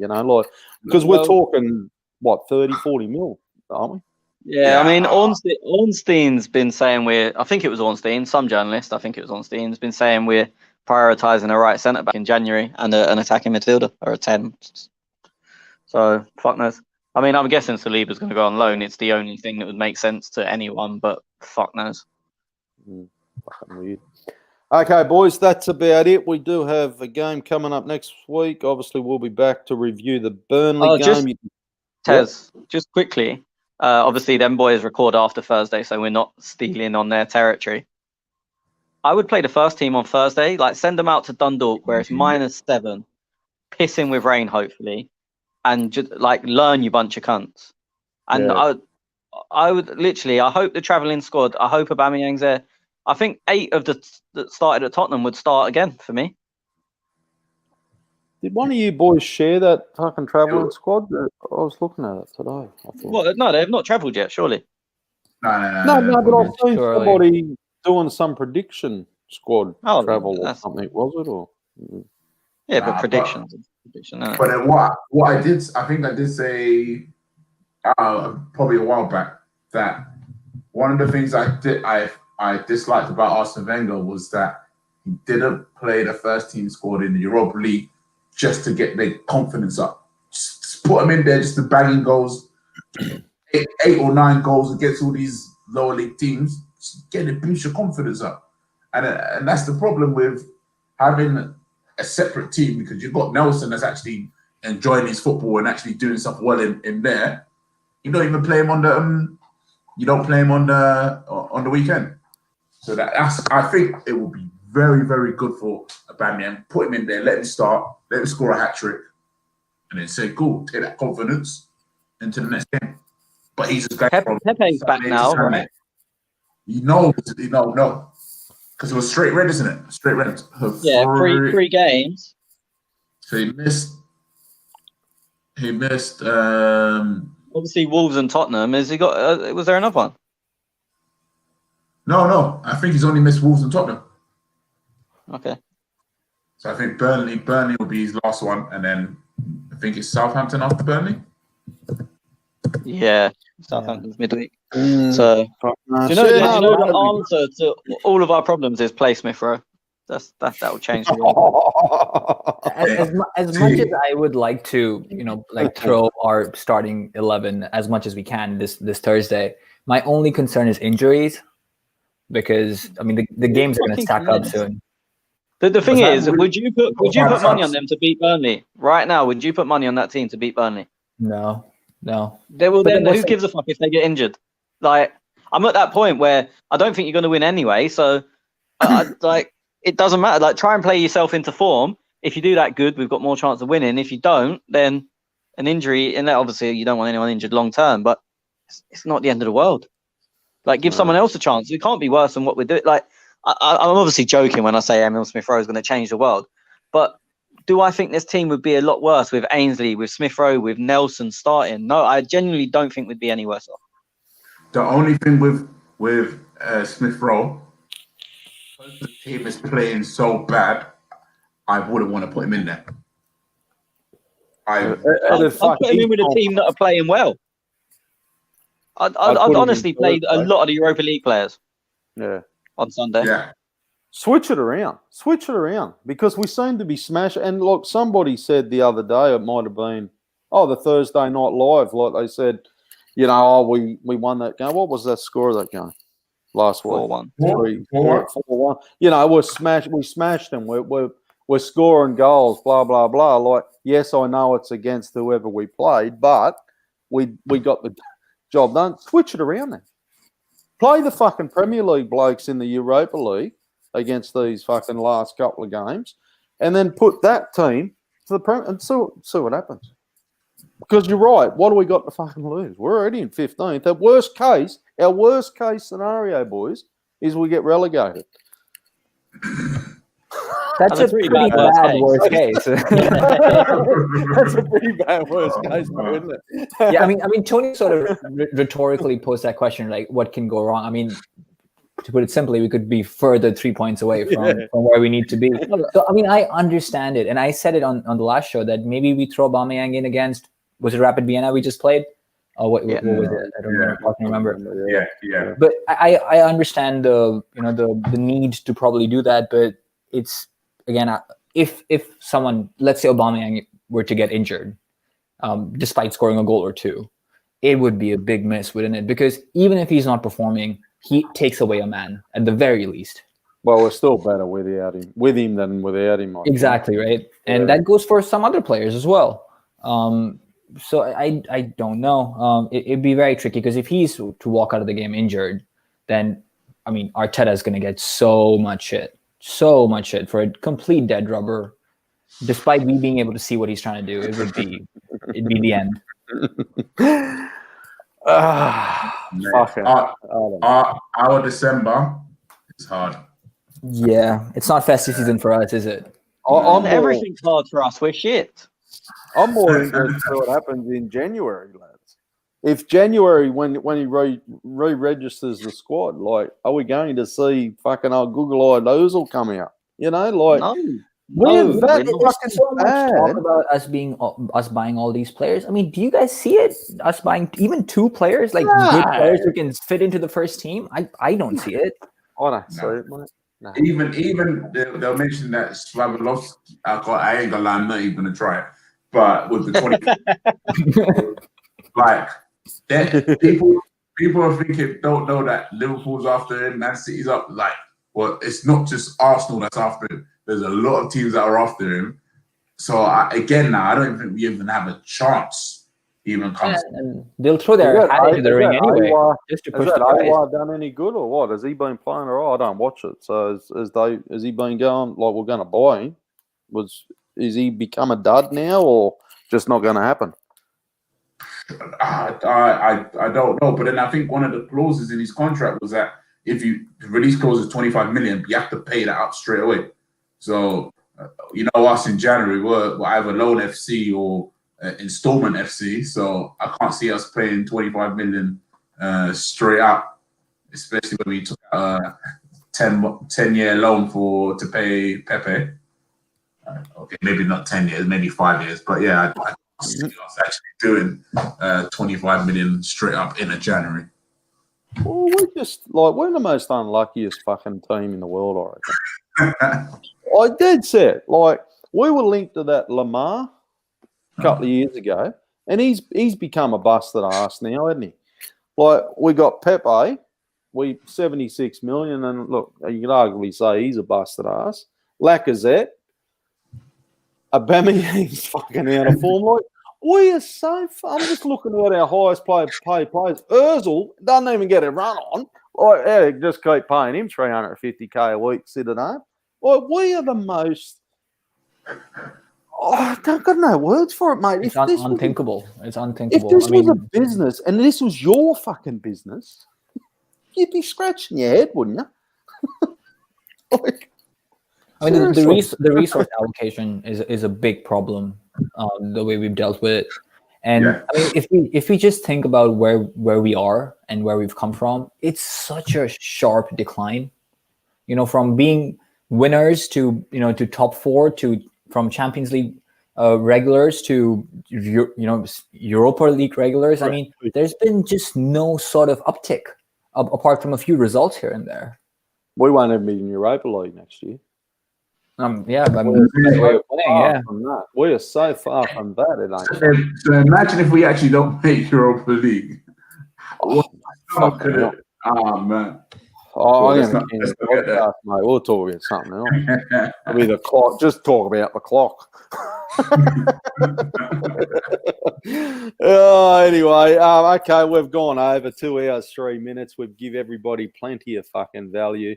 Let us know your thoughts, comments everywhere, every week. We'll be posting after the Burnley game for more questions at @Cockan_talk.